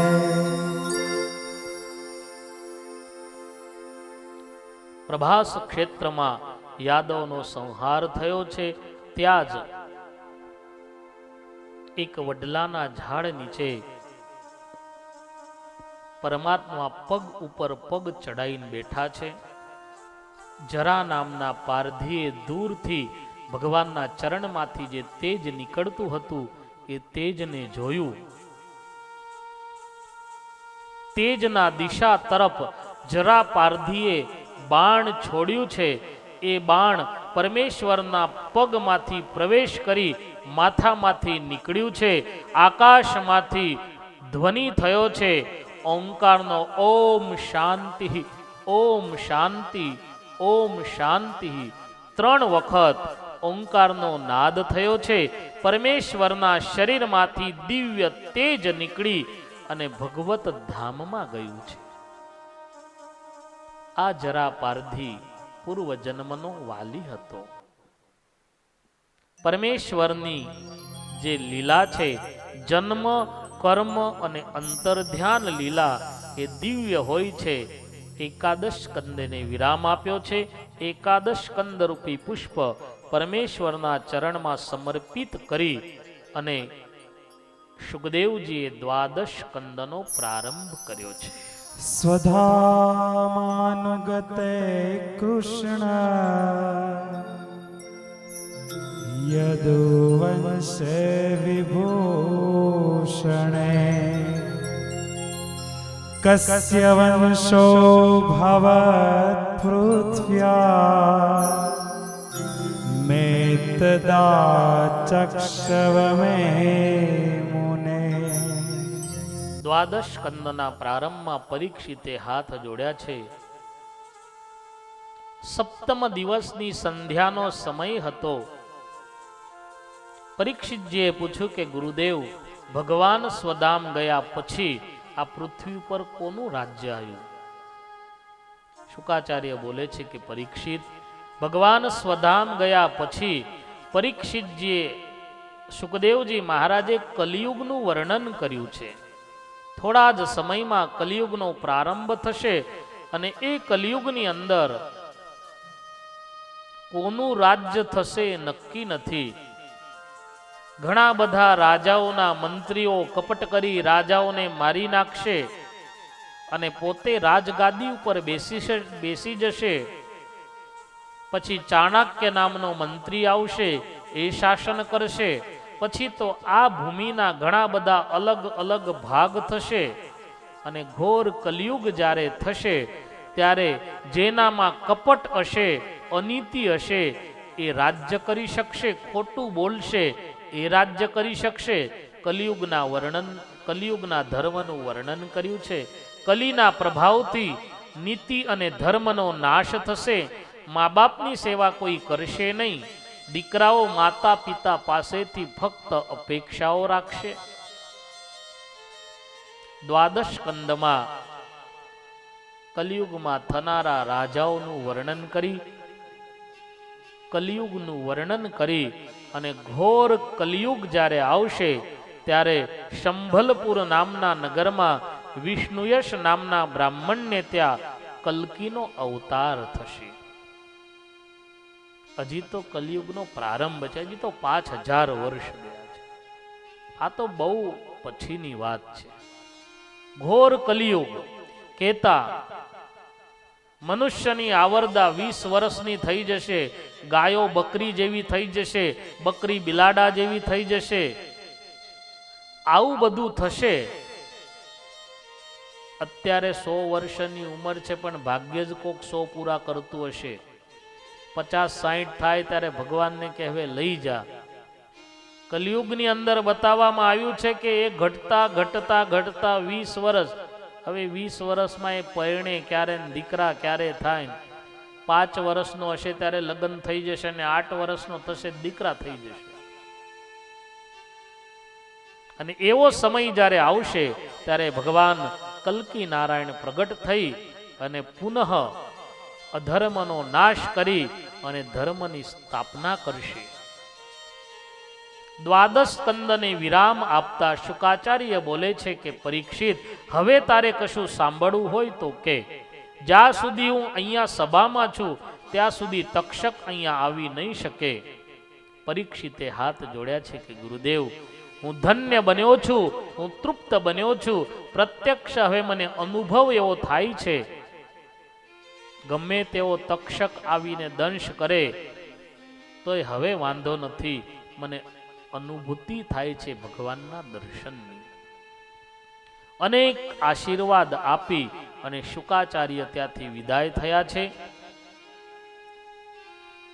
તક્ષક આવી અને પરીક્ષિતજીને દંશ કરે એ પહેલા પરીક્ષિતના દેહમાંથી દિવ્ય દેહ નીકળી અને ભગવત ધામમાં ગયા છે. દિવ્ય દેહ ધારણ કરી અને પરીક્ષિતજીનો મોક્ષ થયો છે. પછી સભામાં તક્ષક આવી અને મૃતદેહના રાજાને તક્ષકે દંશ કર્યો છે.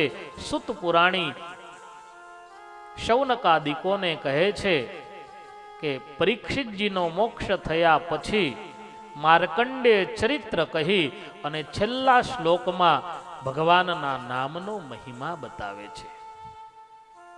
નામ સંકીર્તનમ યસ્ય સર્વ પાપ પ્રણાશનમ પ્રણામો દુઃખ શમનમ નમામિ હરિમ પરમ.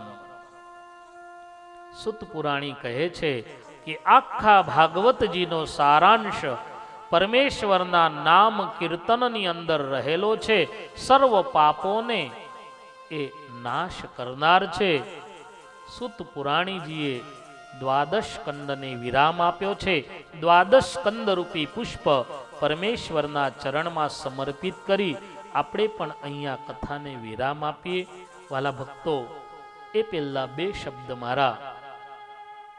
પવિત્ર શ્રાવણ મહિનો ચાલે છે અને અત્યારે સાંપ્રત સમયમાં આખી દુનિયા, આખું જગત, ભારત હોય કે વિદેશમાં હોય, બધા જ કોરોનાની મહામારીથી પીડાય છે.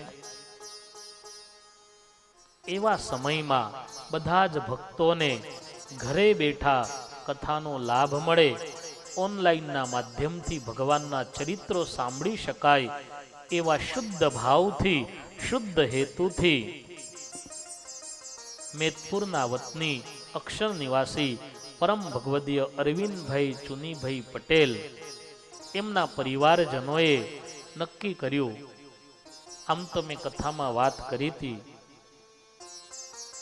કે અરવિંદભાઈ એક ભગવાનના બહુ સારા અને નિખાલસ ભક્ત હતા.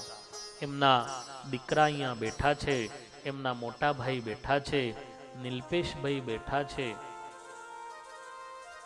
અરવિંદભાઈનું જીવન બહુ નિર્મળ અને નિખાલસ હતું. છેલ્લા ઘણા સમયથી હું એમના યોગમાં હતો. એ આ દુનિયાથી પર હતા.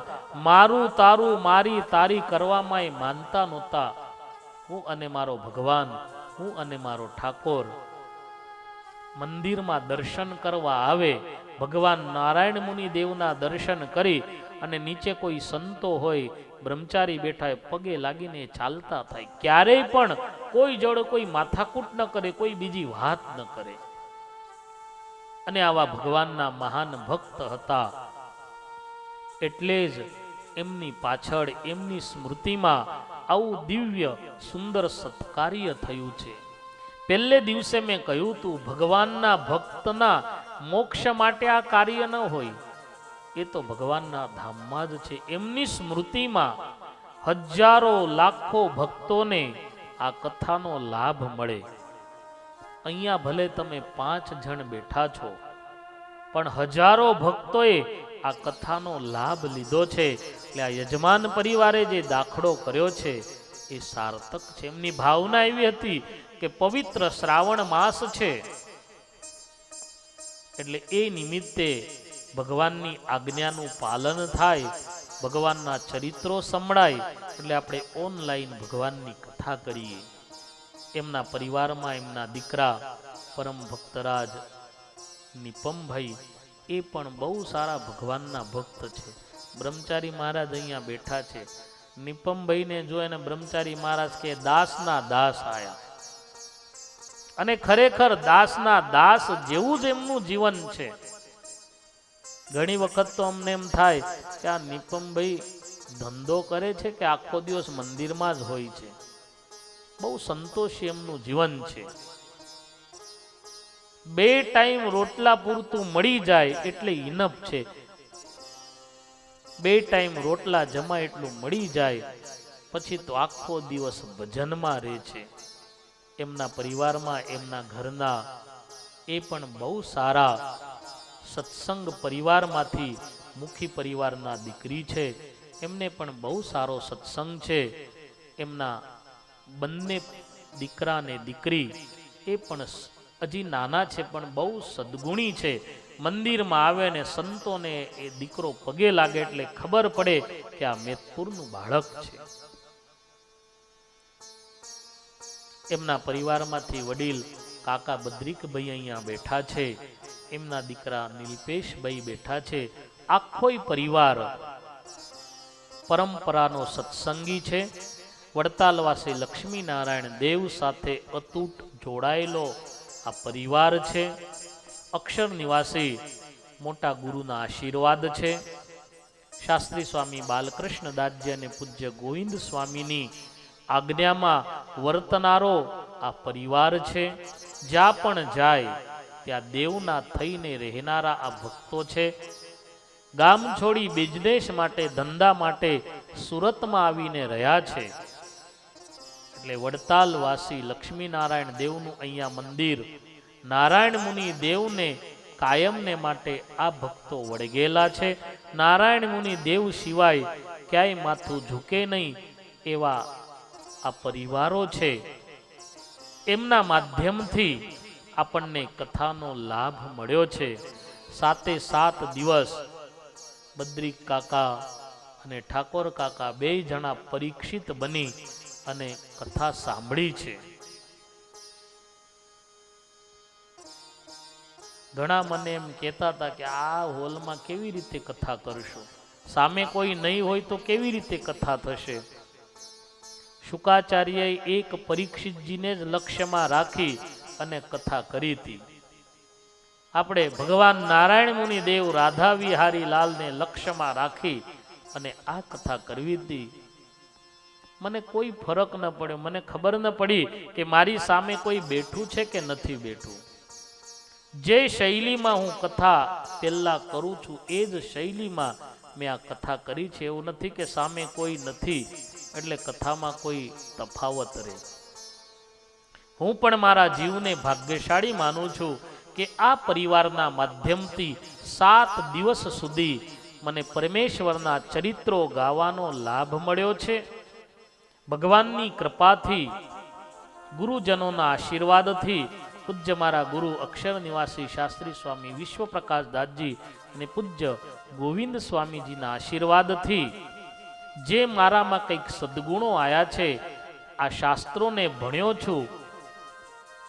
7 દિવસ સુધી તમારી આગળ મેં આ પીરસ્યું છે. હંસક્ષીર ન્યાયવત આમાં જે સારું લાગ્યું હોય એના યશના ભોગતા મારા માતા પિતા ભગવાન સ્વામિનારાયણ છે. કદાચ કંઈક અજુગતું લાગ્યું હોય, કોઈને કંઈક કહેવાયું હોય તો સત્સંગનો બાળક જાણી અને કાયમ માટે મારું મન ભગવાનની મૂર્તિમાં રહે, કાયમ માટે આવી જ રીતે ભગવાનના ચરિત્રો ગાવાનો લાભ મળે, સેવા મળે એવા આશીર્વાદની અપેક્ષા સહ કથાને આપણે અહીંયા પૂર્ણ જાહેર કરીએ એ પહેલા ભક્તો, આ કથામાં ગાયક તરીકે જયમીશ ભગતે 7 દિવસ સુધી જે સેવા આપી છે. આમ તો સંપ્રદાયની અંદર જયમીશ ભગત બહુ નાનો હતો ત્યારથી મારી સાથે કથાઓમાં આવતો, પણ હવે તો જયમીશ ભગતનું સ્ટેજ બહુ ઉપર પહોંચી ગયું છે. હવે તો પોતે એવા સારા વનડેના પ્રોગ્રામો કરે, ભગવાનને રાજી કરવા એવા સરસ કીર્તનો ગાય, એક દિવસના સારા પ્રોગ્રામો કરે છે. હવે એનું સ્ટેજ કોઈ વક્તાની નીચે 7 દિવસ બેસીને કથામાં ગાવાનું નથી.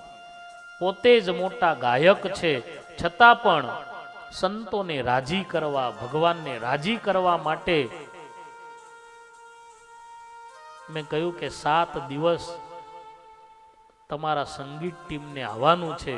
સહર્ષ નારાયણ મુનિ દેવની સેવા છે અને કાયમને માટે એનો એ આનંદ હોય છે કે નારાયણ મુનિ દેવના દરબારમાં કીર્તન ગાવાનું મળે એ મારા બહુ મોટા સદભાગ્ય છે. આટલી મોટી પદવીને પામ્યા પછી, આટલી મોટું સ્ટેજ મળ્યા પછી પણ નિર્માની થઈ સંતોની આજ્ઞામાં વર્તવું એની મોટપ છે. ભગવાન નારાયણ મુનિ દેવને પ્રાર્થના કરીએ કે જયમીશ ભગત એના જીવનમાં હજી ખૂબ ઉચ્ચ શિખર સુધી પહોંચે, કેવળ સંપ્રદાય પૂરતા જ સીમિત ન રહે, આખા દેશ વિદેશોની અંદર એની ચાહના તો છે જ, પણ વિશેષ ને વિશેષ વધતી રહે એવી ભગવાનના ચરણોમાં એના માટે પણ પ્રાર્થના. ફરી આ યજમાન પરિવારને સત્સંગ તો છે જ, આવો ને આવો સત્સંગ કાયમ માટે એમના પરિવારમાં પણ રહે એવી ભગવાનના ચરણોમાં પ્રાર્થના કરી અને કથાને અહીંયા પૂર્ણ થયેલી જાહેરાત કરી મારી વાણીને વિરામ આપું છું. બોલો સ્વામિનારાયણ ભગવાનની જય. સ્વામિનારાયણ નારાયણ નારાયણ, સ્વામિનારાયણ નારાયણ નારાયણ,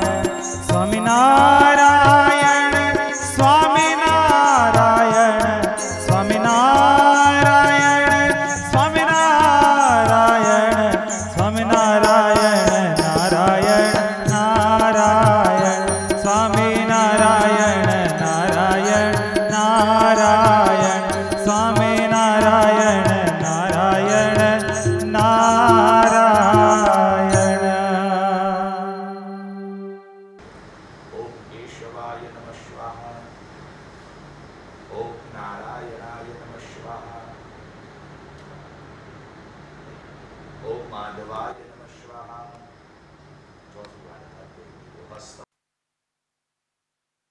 शांति पृथिवी शांतिरापः शांतिरोपदयः शांति वनस्पतयः शांतिर्विश्वे देवाः शांतिर्ब्रह्म शांतिः सर्वभू शांतिः शांतिरेव शांतिः श्यामा शांतिरेधि जतो यतः समीहसे ततो नो अभयं कुरु षण्णः कुरु प्रजाभ्यो वयन्नः पशुभ्यः वंदन करी दो। श्रीमन महागणाधिपतये नमः। श्री शतगुरुवे नमः। श्री इष्ट देवताभ्यो नमः।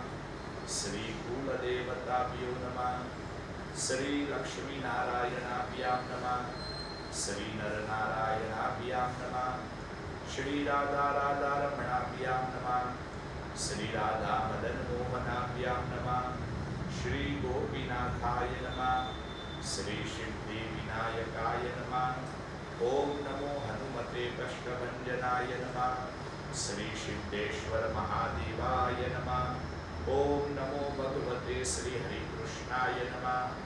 ओम नमो भगवते श्री घनश्यामाय नमः। सूर्यपुरमध्ये विराजित श्री नारायण मुनये नमः। शर्वेभ्यो देवेभ्यो नमः। शर्वेभ्यो ब्राह्मणेभ्यो नमः। एतत्कर्म आराध्य देवता। ओम नमो यवकारिणे श्री स्वामिनारायणाय नमः। भगवते मां भागवताय नमः। विनायकं गुरुं भानु ब्रह्मा विष्णु महेश्वरा सरस्वतीं प्रणम्याद्यौ सर्वकार्यार्थ सिद्धये। चमची भरी जल राखो। अंदर ચોખાના દાણા પધરાવજો।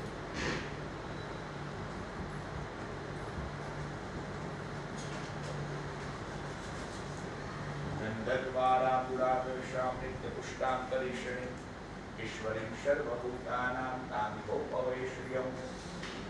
શ્રી સ્વામિનારાયણ પરિવારજન દેવતાભ્યો નમઃ। ગંધમ પુષ્પમ સમર્પ શ્રી કૃષ્ણ ગોવિંદ હરે મુરારી हे नाथ नारायण वासुदेव जीव हे पिबश्वामृतमे तदेव गोविंद दामोदर माधवेति। ठाकुर जी ने चरण राशि पुष्प। भगवती मां श्रीजी देवताय नमः। गंधम समर्पया। ओम मां स्वस्ति न इंद्रो वृषश्रवाः स्वस्ति नः। बोलो श्री नारायण मुनि देवनी जय। बोलो श्री राधा विहारी लाल की जय।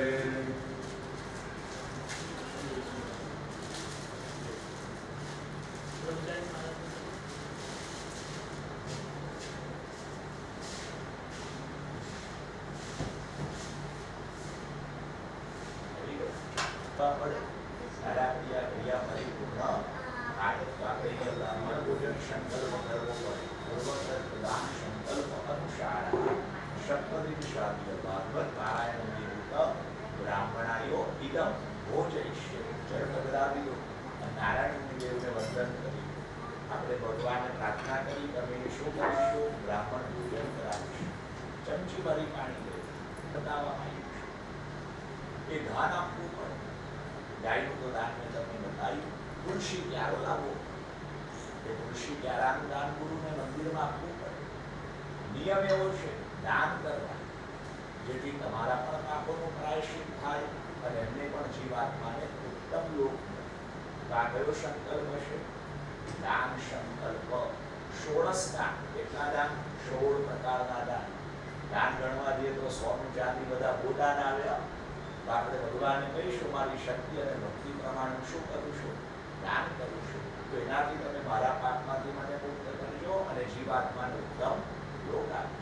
પૂર્વક્ર પ્રદાન સંકલ્પ અનુસારः સપ્તવિંશાર્થ ભાગવત પારાયણ પૂત इदं 16 दान कृत्वा कृतस्य गोसर्वणे विष्णुरूपाय ब्राह्मणाय तत्तुभ्यं संप्रदते।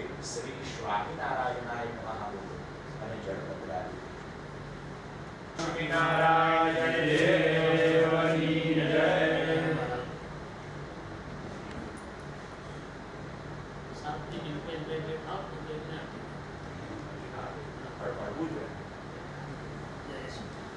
કટિંગ વાળું કાર્ય કરાવીશું પછી આગળ.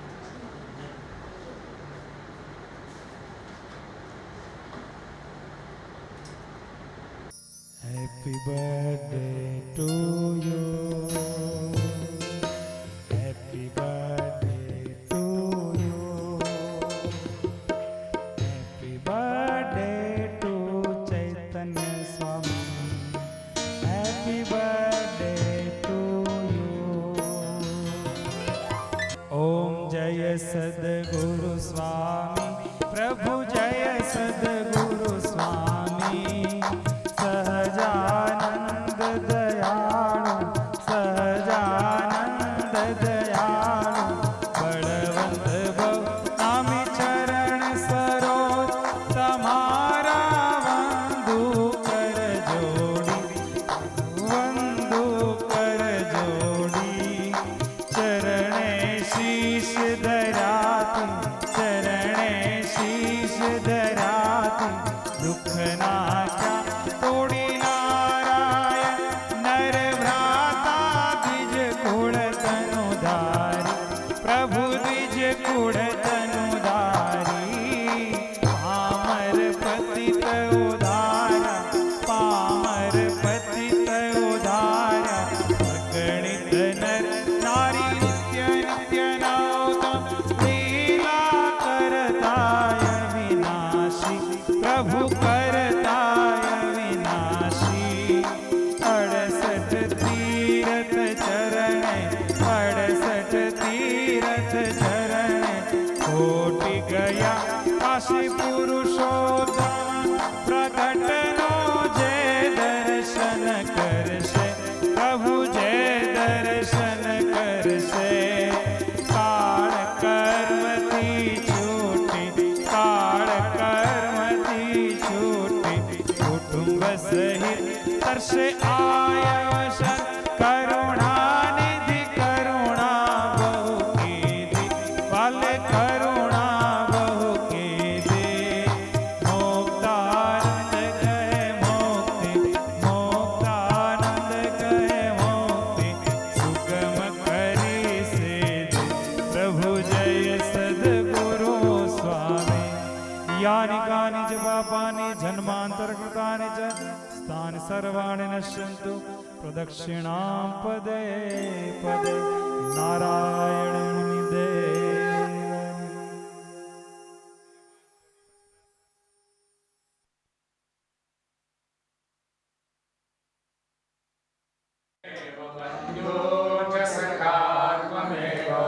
ત્વમેવ વિદ્યા દ્રવ્યં ત્વમેવ ત્વમેવ સર્વં મમ દેવ દેવ નિજાસિતાનાં સકલાગ્નિહન્તા સ્વધર્મભક્તેરવણં વિધાતા દાતા સુખાનાં મનસે સિતાનાં તનોનુકૃષ્ણો ખિલમંગલમ્ન કાયેન વાચા મનસેન્દ્રિયૈવા બુદ્ધ્યાત્મના વા પ્રકૃતિ સ્વભાવ કરોમિ યજ્ઞં સકલં પરસ્મૈ નારાયણાયેતિ સમર્પયામિ.